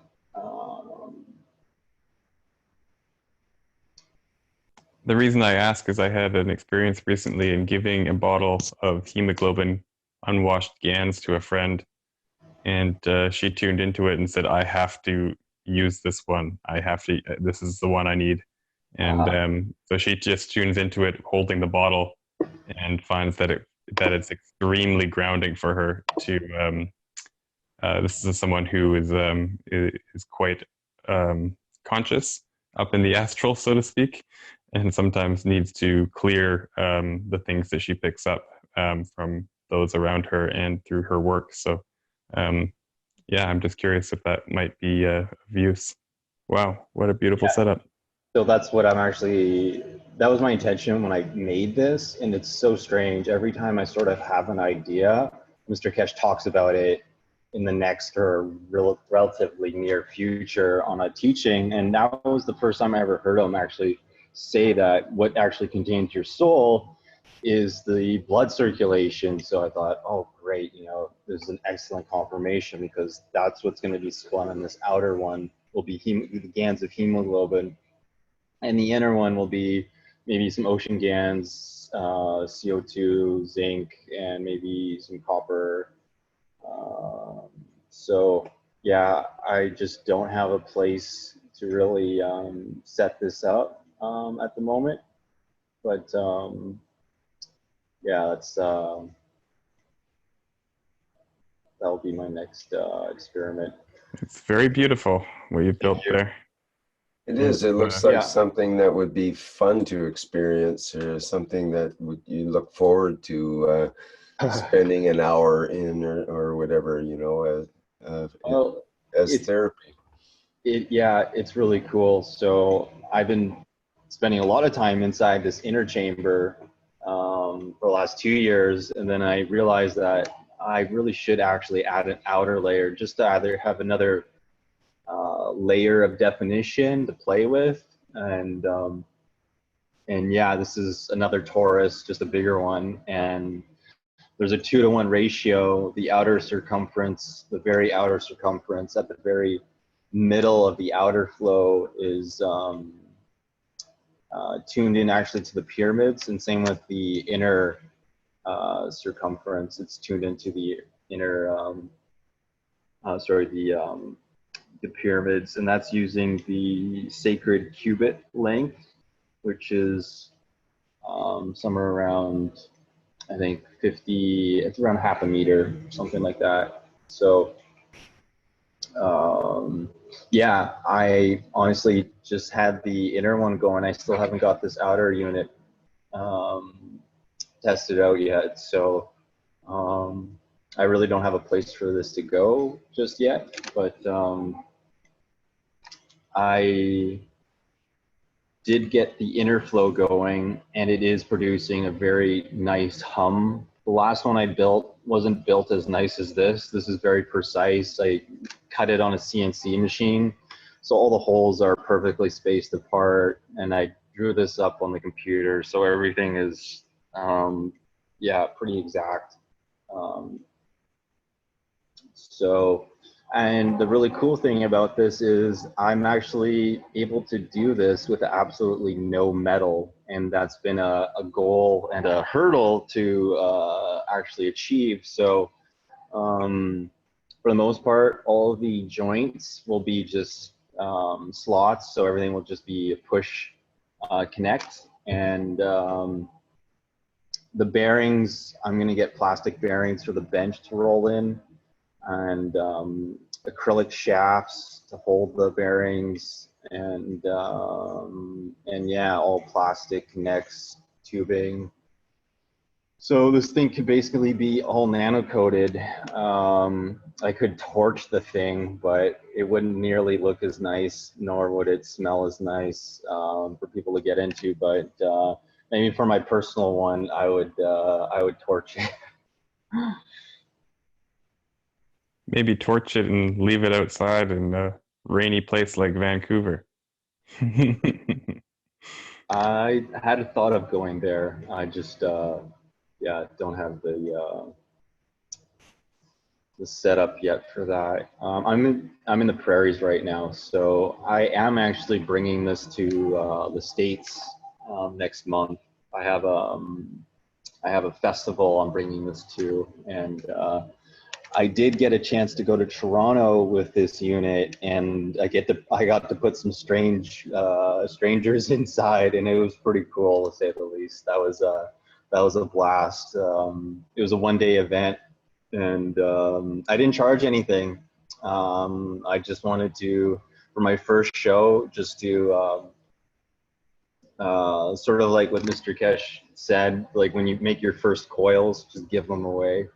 So that's what I did for my first show, is that I gave it all away. I didn't charge anything, and people actually had some really amazing experiences. And it was only 15 minutes was the average session, and yeah, a lot of like energetic alignments, openings, people seeing different colors appear in their third eye, and some visions. And I would always get asked, well, what am I gonna feel? They were always curious before they got in. They already made the decision that they were gonna go in, but they wanted to know what they were gonna feel. And I said, it's entirely up to you.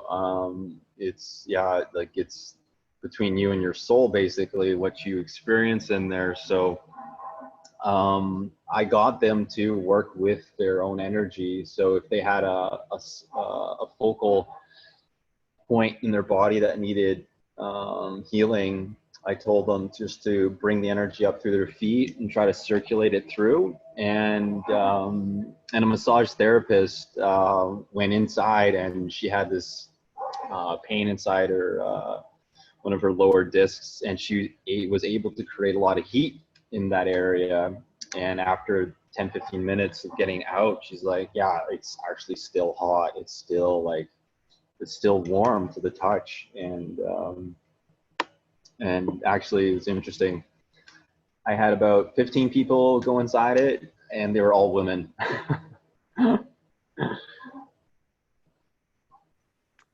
Not What? one. Oh, sorry. Sorry, no. I just wanted to. I wanted to ask what festival you're bringing this to. It's in Michigan. It's called Freedom Festival. Well, I'm sure there'll be a whole bunch of new attendees as of now. Well, it's a perfect event. It's hosted by a naturopathic school, so I couldn't have asked for a greater venue. Yeah, they would like this sort of thing. I could see this in a naturopath office. That would be really interesting. I was also thinking it could be taken as sort of a road show. You could have this mounted in a trailer or something like that with a specific sort of thing that you could probably have a lineup of people that would be very curious to try it out. It'd be kind of a nice way to bring the teaching around to all points of the country or countries or world, depending where you're going. Yeah, it really is a blessing. When I did go to Toronto, I had 3 contacts of some acquaintances and friends that I made over the last years, and all 3 of them have really emotional conditions, and some of them are unfortunately using different pharmaceuticals and or street drugs to sort of create that balance for that emotion. And one case was actually really severe. I didn't know this about her, but she's had night terrors for the last few years of her life without missing. For all those years, every night she would wake up in a pool of sweat and she would have to change her clothes. It was just a normal thing for her. And the last night before leaving, she went inside, and she went inside for actually a decent amount of time. It was almost 25 minutes, I think. And I've never heard the unit sing like it did. It was really loud, and I was wondering why, why it was so loud. We were actually on a 2nd floor. So it was interesting. We were actually relatively high up in relation to the ground, and Mr. Keshe has always reminded us that it's always good to have your units off the ground. Try to. That's what I was thinking about, the one on the floor. Yeah, exactly. Yeah. So that was that came to my mind, but she actually was pregnant at the time, and she didn't know, neither did I know. And she had a really amazing experience in it. And after that, she's never had a night terror since. And it's been, I think, 2 months now, or a month and a month and a bit. No, sorry. Yeah, no, it's been 2 months, actually. Exactly.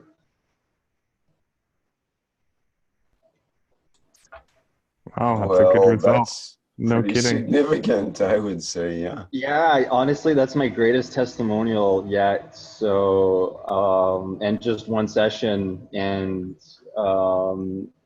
she honestly was really struggling to whether or not to keep the child. And when I went there, she was basically in a emotional wreck. She honestly just went through a separation. She was just about to get married too. So she was, yeah, she was pretty down on her spirits, to say the least. And then ended up getting pregnant with this other fellow, and it was really tough for her to keep it, but she is keeping it now. And I can't think, but this actually helped her with that decision and getting her emotions back in order. So she's yeah, a lot more happy, I guess, and looking forward now for this this life ahead of her.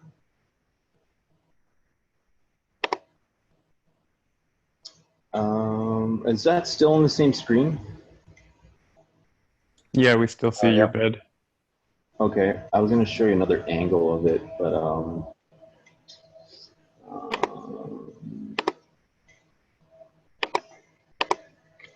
that's the old pooch. Yeah, that's a better angle of it. So yeah, it's pretty comfortable now. Nice mattress, and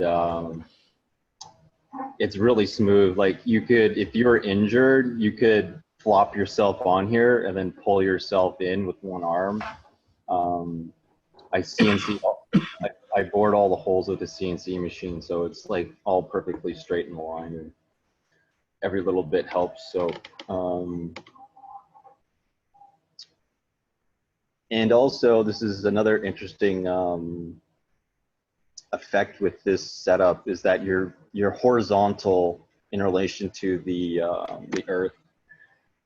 And I don't know if everyone remembers what Mr. Keshe said about that, but it actually frees up your chakras, so to speak, where they're not in line anymore, like vertically, they're all connected. When you're horizontal, they're literally all connecting to the Earth on their own and not each other. And he was saying that's why we're able to sort of free ourselves from our body at night, is that those chakras not being in line gives us the ability for our soul to leave a lot easier. And we just leave through that top crown chakra. And so I'm envisioning the ability to have a setup where you could have different waters that correspond to not only the chakras, but to specific parts of the body, just plasma waters. And depending on the condition that they have, like we could do this in kits where you'll have like 36 by 36 by 36 kits that actually replicate the energetic bodies of the body, and you would pull that water out, let's say in the kidney area, if that's what they need it, and you would just pour that water into this flow, and then that's what they would be interacting with. Because I'm not really doing any specifics with the setup yet, but I think that would actually work. But yeah, there's still lots to experiment with this. So well,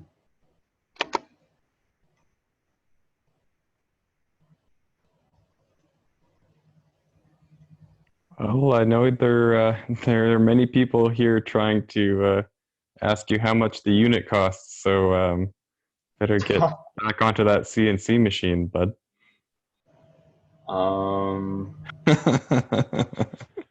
Yeah, I just see that right now in the chat. That this took me a long time to make, and yeah, it is going forward actually as a business. My dream actually is to hire people and just to get people creating more plasma devices and healing modalities. So I've invested my last 3 years and every dollar I had into this point. And yeah, I've got my own reactor systems, this health unit, and some of these smaller units I showed you. And yeah, and I'm going to be coming out with a reactor system very shortly. It's just I'm a one-man show right now, and it's taken a long time to get here, but I'm nearly there. So I could show you some sprout experiments actually that and actually I could show you some pictures of the show. I'll just do that really quickly since I talked about it. Sure, that'd be great. Look, it looks like it came off the Starship Enterprise. I remember when people used to go to the sick bay, not that I've watched the show that many times, but they lay on the table similar to this. And of course, the doctor, so on, would take a wand or some other devices. And I've always wondered, now I'm understanding that was showing some sort of field technology back then. Yeah, I think I remember that. Right. So he is actually, well, I'm just trying to think of how to phrase that, but maybe there was some things in the table too on the show. Besides the wand, now you'd have two fields, but it's a very beautiful creation here. Yeah, actually, it's funny that I made this unit before I ever made any GANs. Sounds like how I make my things. Make Yeah, something 2 years yeah. later, go, oh, that's what it's for? Oh, of Yeah. course. Yeah, it was like 2 months, 3 months of studying the stuff, and then I just came up with the idea. I'm like, oh, you could create a full body unit and like try to tap into the circulation flow of the energetic bodies with this, and then I did, and then it wasn't until another couple months later that I made my first like CO2, zinc, and copper. But anyways, this is a sprout experiment I did. The same room, same seed, same water. The only difference was that this tray on the table was inside the containment field for about 5 days. And I did have the GAN spinning around for approximately 15 minutes a day only. That was just the battery capacity to run the pump for that amount of time. So this was after day 5. The tray on the left was in the pod. The tray on the right was outside the pod. And I actually stunted the experiment because the trough wasn't big enough, and you could see that it actually formed the channels in the trough with the roots. They were root bound, and it actually had more room. It needed more room to grow, and it outgrew it quite fast. So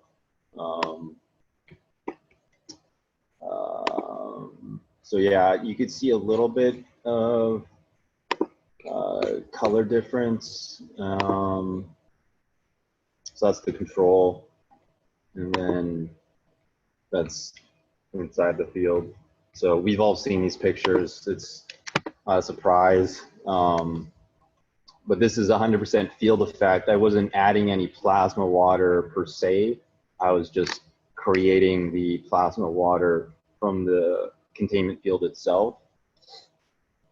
So yeah, the roots were about, I'd say 200% greater.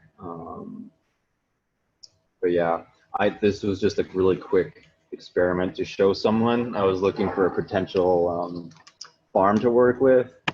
Never ended up working out between us, but yeah, and this was day 3. So that's the plasma, and then that's the control. So very little green showing. I actually didn't do this right. I used way too many seeds, but it was all the same setup anyways. So yeah, a little bit more sprouts by day 3, and yeah, so this was the show in Toronto. It was pretty interesting when I walked in. Absolutely everyone was staring at me, wondering what the heck is this kid doing from Winnipeg. How long does this unit take you to disassemble? Is it like components, or do you yeah, 6 hours, 8 hours? It takes a while. Like if I were to take every piece apart, yeah, I'd say about 4 or 5 hours by myself. But so yeah, I don't know if you could see, but right at this moment, this lady has her head turned to the right, and yeah, she was getting some really amazing breakthroughs. And she was an energy worker already, and yeah, she was going pretty deep, and she was telling me, she's like, yeah, I just opened up my my solar plexus chakra, and now I'm seeing this purple violet light. And she was like, yeah, she was in another world. So it was pretty cool. She enjoyed that experience very much. Do you have a saltwater bucket hooked up below that, or is that just for the pumps? Yeah, that bottom pail is the GANs. The box underneath there is the pump. It's just sort of to muffle it. It is rather loud for the most part. But yeah, this is my table. This is all I was given, just a little bar stool basically. And yeah, I just had enough room to hold some jars of GANs and my business cards and a cup of coffee. But that's all I needed. I got people to hold different GANs, and they were so shocked. They're like, oh my God, like, what is this? And I'm like, well, it's giving you what you need. And sometimes you may not have a strong reaction to this GANs, and your friend might. It depends on your different emotional strengths and what your body needs. So again, another woman inside and another woman talking to me. I had fellows come up to me and just wonder, like, what is it? And then they would leave. But no one really, not one guy even touched the GANs. So yeah, and I did have my reactors with me, these little guys on the table, and I didn't tell the participants that went inside the pod, but I would bring them to the North or South Pole, and I was just showing the people outside how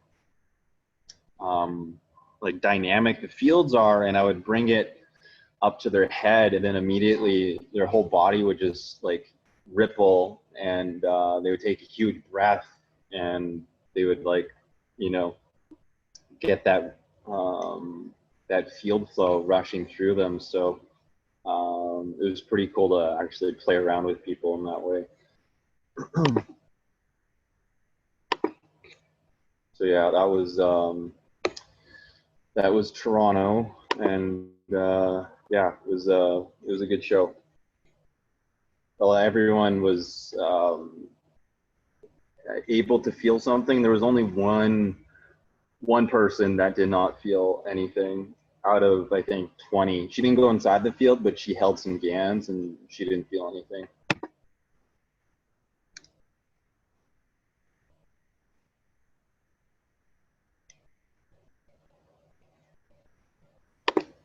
So if we have a location somewhere down south while you're going to be down south, and I happen to be down south with a couple of friends in a location working on some stuff, can we send you pinpoint coordinates? Yeah, I'm just gonna type my email into the chat, and then anyone who's interested can get a hold of me there. So I had a really hard time crossing the border, and I just pray to God that it's all good this time around. It was when the government was shut down. They couldn't fund the federal government, and they were short-staffed, and yeah, it was just, I don't know what it was, but they weren't so pleased to let me through. And I did try to bring, you know, my materials and stuff, and I tried explaining them to what it was, and yeah, I was going through lots of interrogations, and yeah, they just denied me several times. So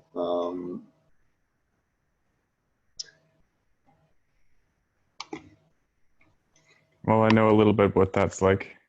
Canadians and Americans don't seem to like each other at only one location. Oh, geez, I thought you were talking about Russia there first. No, I know what it's like. Border crossings can be really hard sometimes.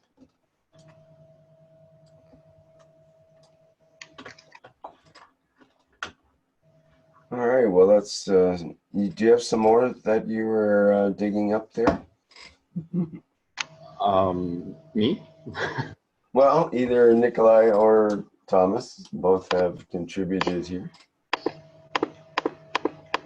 I always have stuff to show, but I would like to actually. It's about 3 o'clock in the morning here. Right. We don't want to push it too hard. Yeah. Well, it's nice. And it's also probably getting time to start wrapping things up here as well. But or see if there's somebody else has something they want to. I'll offer. look forward to next week. I'll have some other things to share. Great, thank you. Really appreciate your input there. It's very inspirational. Cheers. Thank you.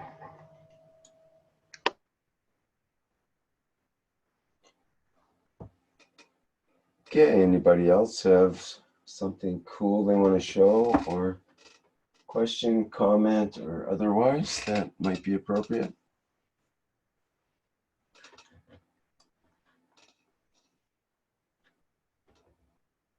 Hello, Rick. It's Neil here. I sent you an email with a photo some of the people in the group might find interesting.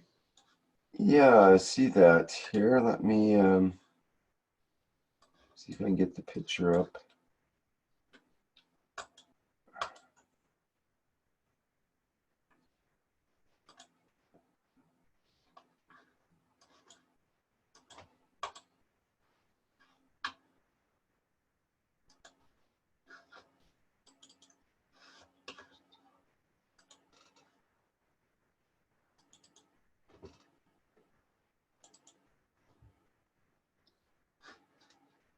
Okay, I'll show the picture here.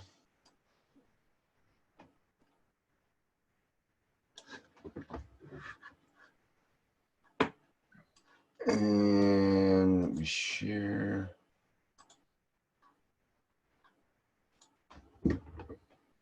There we go.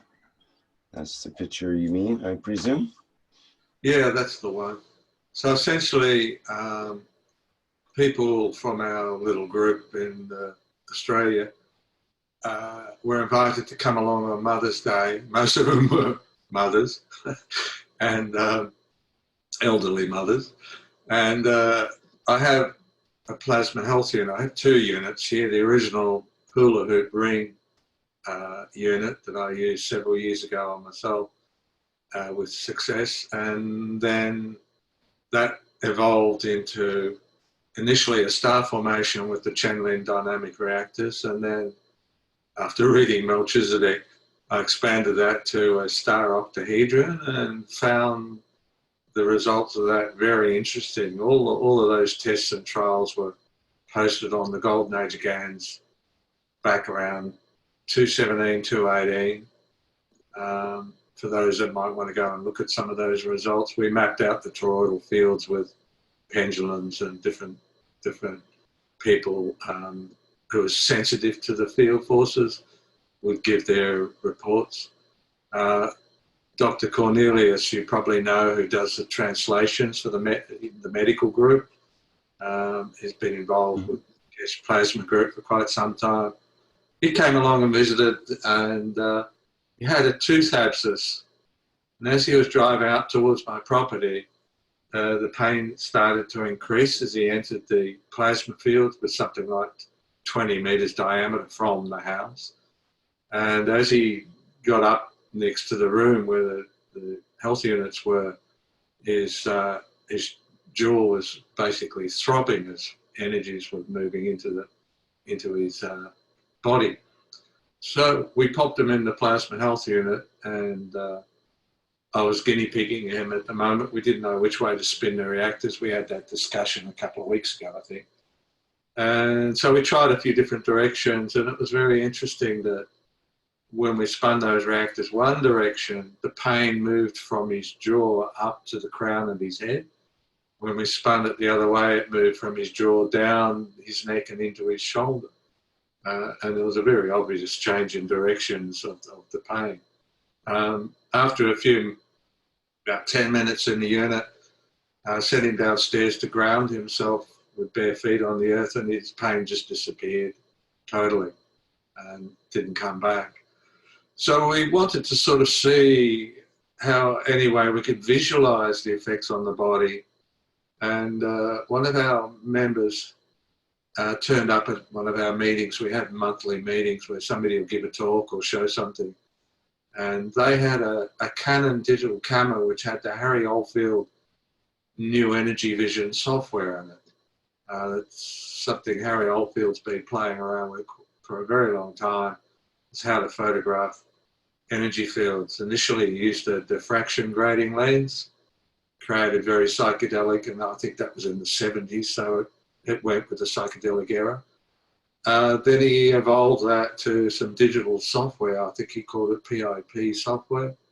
And then that's now evolved to the NEV software. I think it's a fairly expensive package that sort of these new energy healing places often buy these, or Kirlian photography cameras or different things to photograph auras and stuff like that. So I'm not sure about this. It's sort of, I have to work out what exactly is happening here. But the woman who has brought the system along and is some sort of healer, does Reiki and kinesiology and stuff like that. She notices from the people who talk about the software, they send manuals along and say that the brighter colours of the fields, if they're shaping upwards, it's an elevated energy level. If it's all drooping and down, and very dull dark reds and mauves and dark colours, then there's an energy loss at low energy fields there. But the much higher, brighter pastel colours like the whites, after the woman, the picture on the right, where she's been in the unit for 15 minutes, a clear change in her, in the picture, you know, the colours and that's showing on the image. So we're trying to find out a bit more about this. I'll be doing some more experiments with this lady's camera, and she comes along. We'll photograph some of the dynamic reactors when they're running and not running, and see if we can visualize anything there that's changing.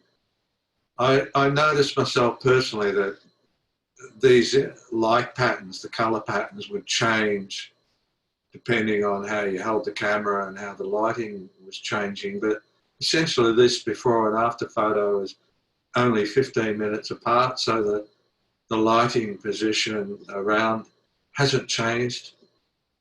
So what has changed is whatever she's radiating out that's affecting the light around her. Apparently, Harry Oldfield has determined that plasma fields alter the photons as they travel through the fields, and either slow them up or speed them up, and so that changes their chromatic appearance when you're able to photograph them and detect with, I know, some sort of application software that analyzes whatever the image is seeing. Does anybody in the group have any experience or seen this sort of stuff before?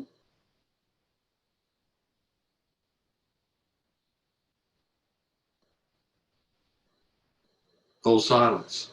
Has everyone gone? Nope, they're here. I'll put you all to sleep. No, I just haven't seen this particular kind of software before. Yeah, it's something I'm sort of still wondering about. You know, it's whether somebody's taken an acid trip or something there. But there definitely is the fact that the people tried to stand in exactly the same position, the cameraman as well, or camera person as well, and that it's only 15 minutes apart. So there's obviously a clear change in all the light around it. And the fact that the woman reported after 15 minutes a very energetic feeling, very bright and clear. Some people sort of had visitations of spirits and things like that, depends on what their interests were. But there was 8 subjects hopped into the machine. Some had the star formation reactors running. Others who could handle the energy fields had the full 8 dynamic reactors running. There's considerable difference in the field energies people feel when they're in this health unit. They all showed in their photographs what the interpreter said was an elevation of the field energies, going to the lighter, brighter colors, the whites, the yellows, and the greens, and more balanced. So we're going to. I was going to say, you can see that in several ways, actually, without even seeing the colors and so on. Just look at her face. For example, she's almost smiling in the after picture. The before picture, she's, looking a little sort of tired looking, let's say. And then if you look at the shoulders and the angle of the head, both in the first one, the head's kind of, it's not as positioned as straight on the shoulders, and it's not as confident and sort of in the after, the shoulders are sort of more back and more, she's more elevated is the good word, I think, that you brought up there.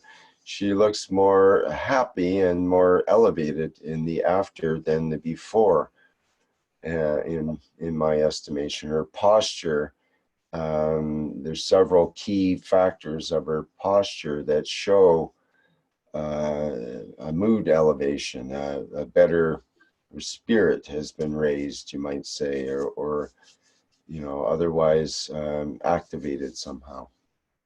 Yes, everybody said that they felt very elevated, very energized. Some people went in with aches and pains and came out with no aches and pains. And I got them to write down some of the people who meditated. One person who very surprised me, she's a retired surgical theatre nurse, and she's from Hong Kong. So they tend to usually be quite pragmatic people, but she said she had visitations from elementals while she was sitting in there. And of course, she's in a lovely garden environment here in the subtropics where I live now. So there was all sorts of different responses I got back from people, but generally everybody, it was beneficial for them, and it showed in, as you could see with their posture, but also with the photographs of these fields. I see that Jedi has written some interesting, he's had some experience with this sort of stuff. So yeah, more for us to play. Some people might like to get hold of a diffraction grading lens, and was what Harry Oldfield used to use at the very early days, and play around themselves, seeing what they can pick up by the fields changing, like photons pass through the field. Hello. Yeah. Neil. Hello.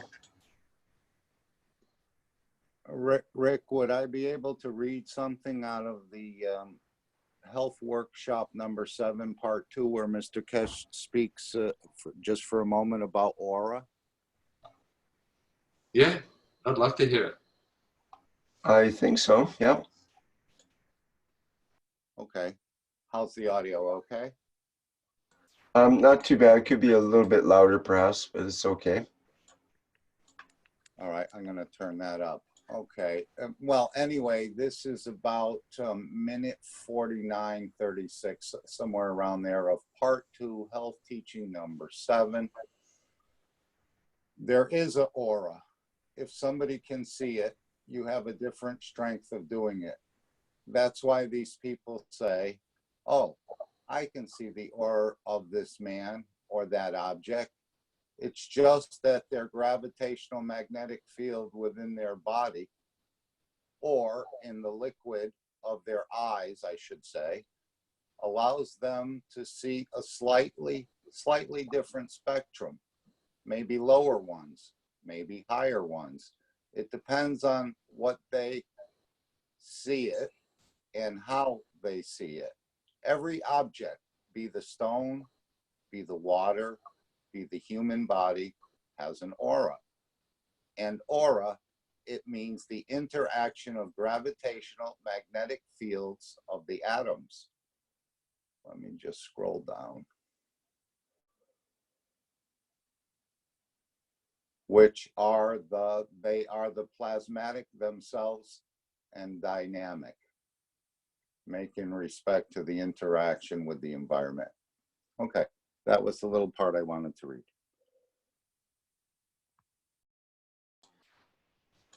All right, thank you. Very appropriate.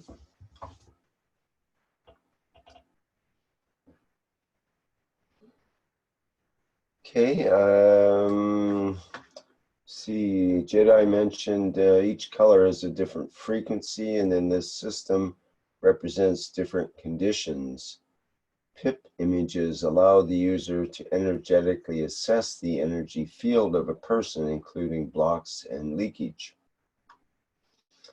Jedi goes on to say in 2012, Oldfield created the new camera that runs on an Android platform with 20 filter modes.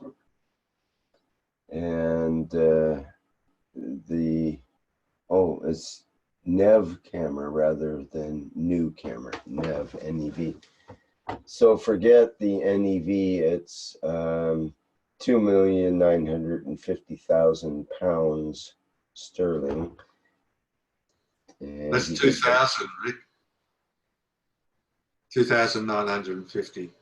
Oh, I see. Yes, my eyes were. I do have to exactly. Ah, that makes sense. I thought it was a really fancy camera, but it's just fancy. I think it's cheaper than that, actually. She wouldn't have paid that sum of money because it's double the price in Australian dollars. She certainly wouldn't have paid $6,000 for it. Mm-hmm. Okay, well, people can check that out if they like. It would be fun to do some different experiments with it. You could maybe even get a picture of the GANs of a reactor setup and see what before starting and after starting or something like that. Who knows? Lots of different ideas come up with that kind of setup. So it's the field interaction that's dynamic that releases the lights. My understanding is, because looking with the ordinary lights, you don't see all that psychedelic stuff unless you've eaten some funny mushrooms. I think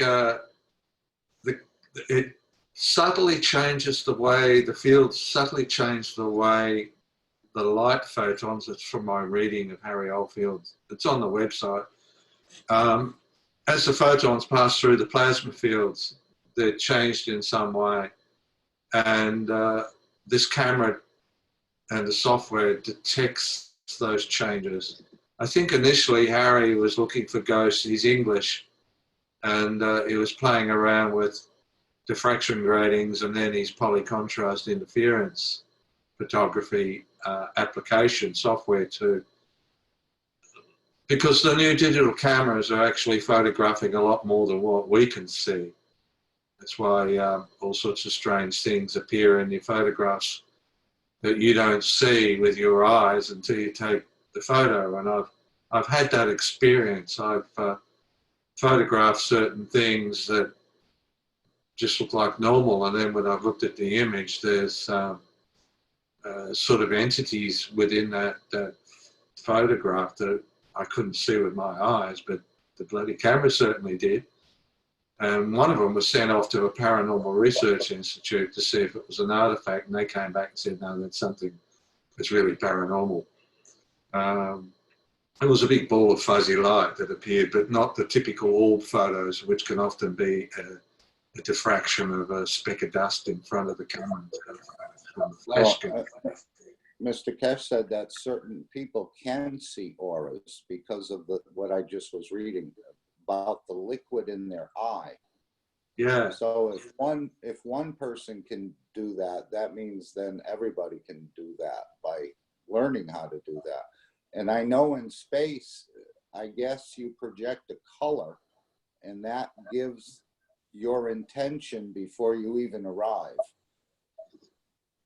in the Yes, interaction with another entity. this photography doesn't take photos of the aura. That's the Kirlian camera, and there's another type of camera that takes photos of the aura. This seems to be bigger fields because it's picking up, as you can see, everything around it, the plants, the stone tiles, they're all reading different sort of colors, which is different, theoretically different energy field levels. But anyway, I'm a newbie to all of this particular type of software, and I'll leave But that you're up. trying to sort it out, you're saying, what all this means. Yeah, that's right. And whatever comes along. One of the people on the Golden Age of GAN saw the images and said he liked that.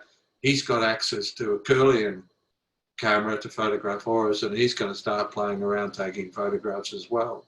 So I'll keep an eye on the Golden Age of GANs for other people's energy photos to start appearing, hopefully.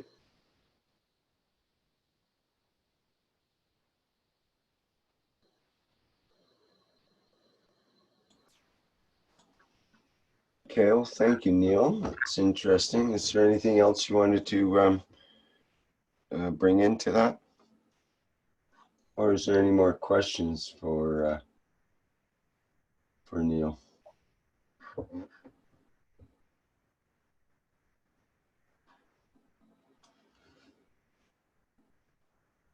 I'll do some more tests when next time she comes back with her camera, and if there's anything interesting, I'll certainly post it and share it with the groups.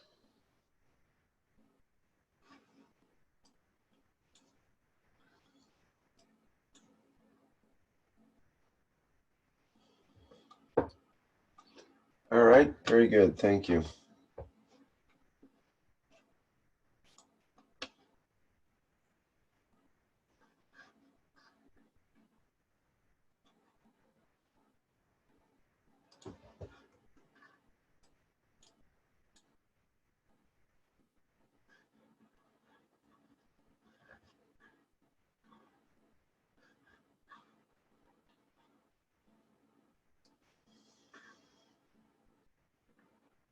Alrighty, well, anybody else have something of a different topic they'd like to bring up?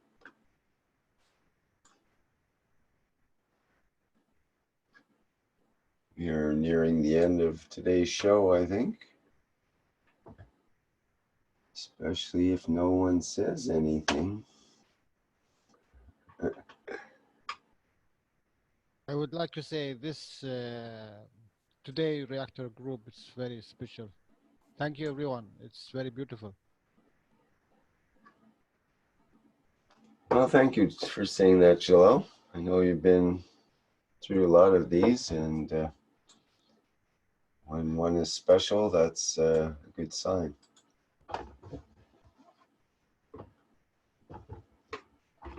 Thank you to everybody who, this is Nikolai, to everybody who participated in that meditation with me and assisted and gave their perspectives as to some things to try. It's left me with a lot of excitement to further that. And I want to say a big thank you for Thomas and his really beautiful designs. And I agree with Jalal. This was a very, very special class. Thank you. And Yeah, also, go ahead. and also see the participant. There is no really givers. It's all manner here. You know what I mean? Keep it with left hand, not right hand. Yeah.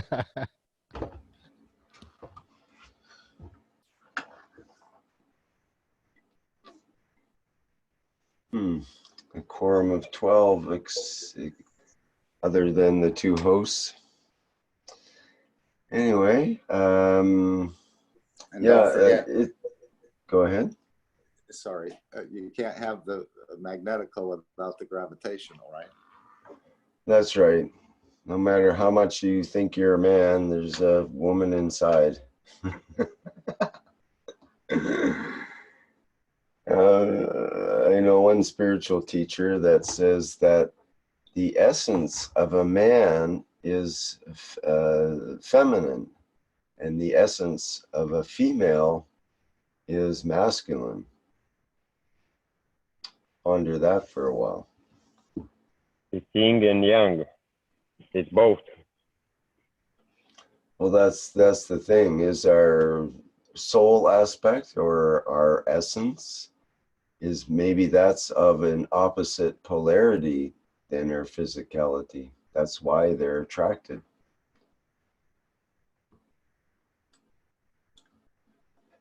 Think about that one for a week or so.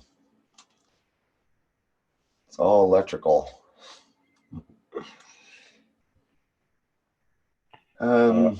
Thanks for everything, Rick, that you put out there into this lovely world, because every time we join the classroom, it's always, what would you like to do today?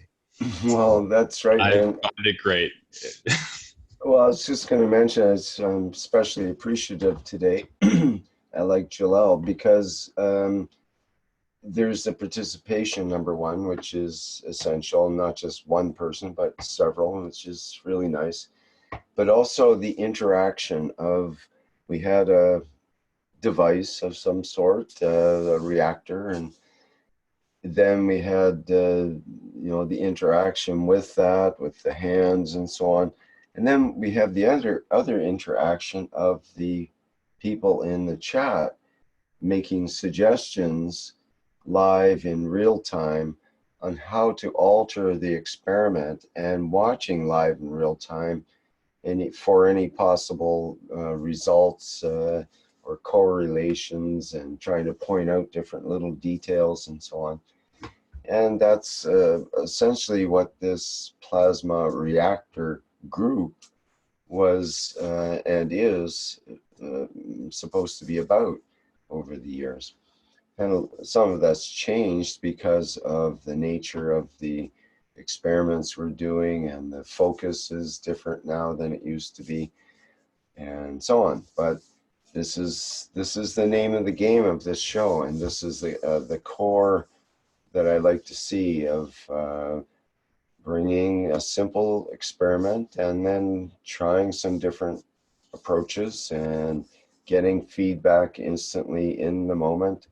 And that makes it all alive and real, and gives us something to focus on, because as humans, we need something to focus on while we're busy trying to become present in the moment and focus more. So it helps to have something to meditate on or with in order to do our meditations here. So thank you so much for bringing forth your creations into the world here for us all to experience.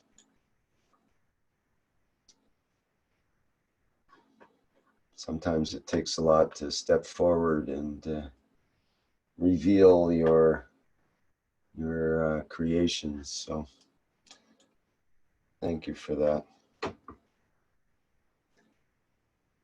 Any other comments before we sign off here?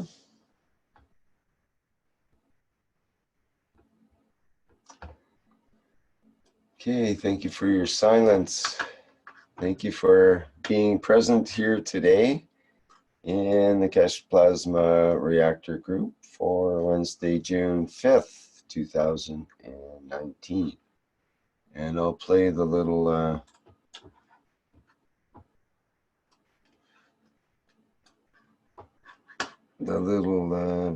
video, intro video here as the ending. Ending of beginning. Ending for new beginnings.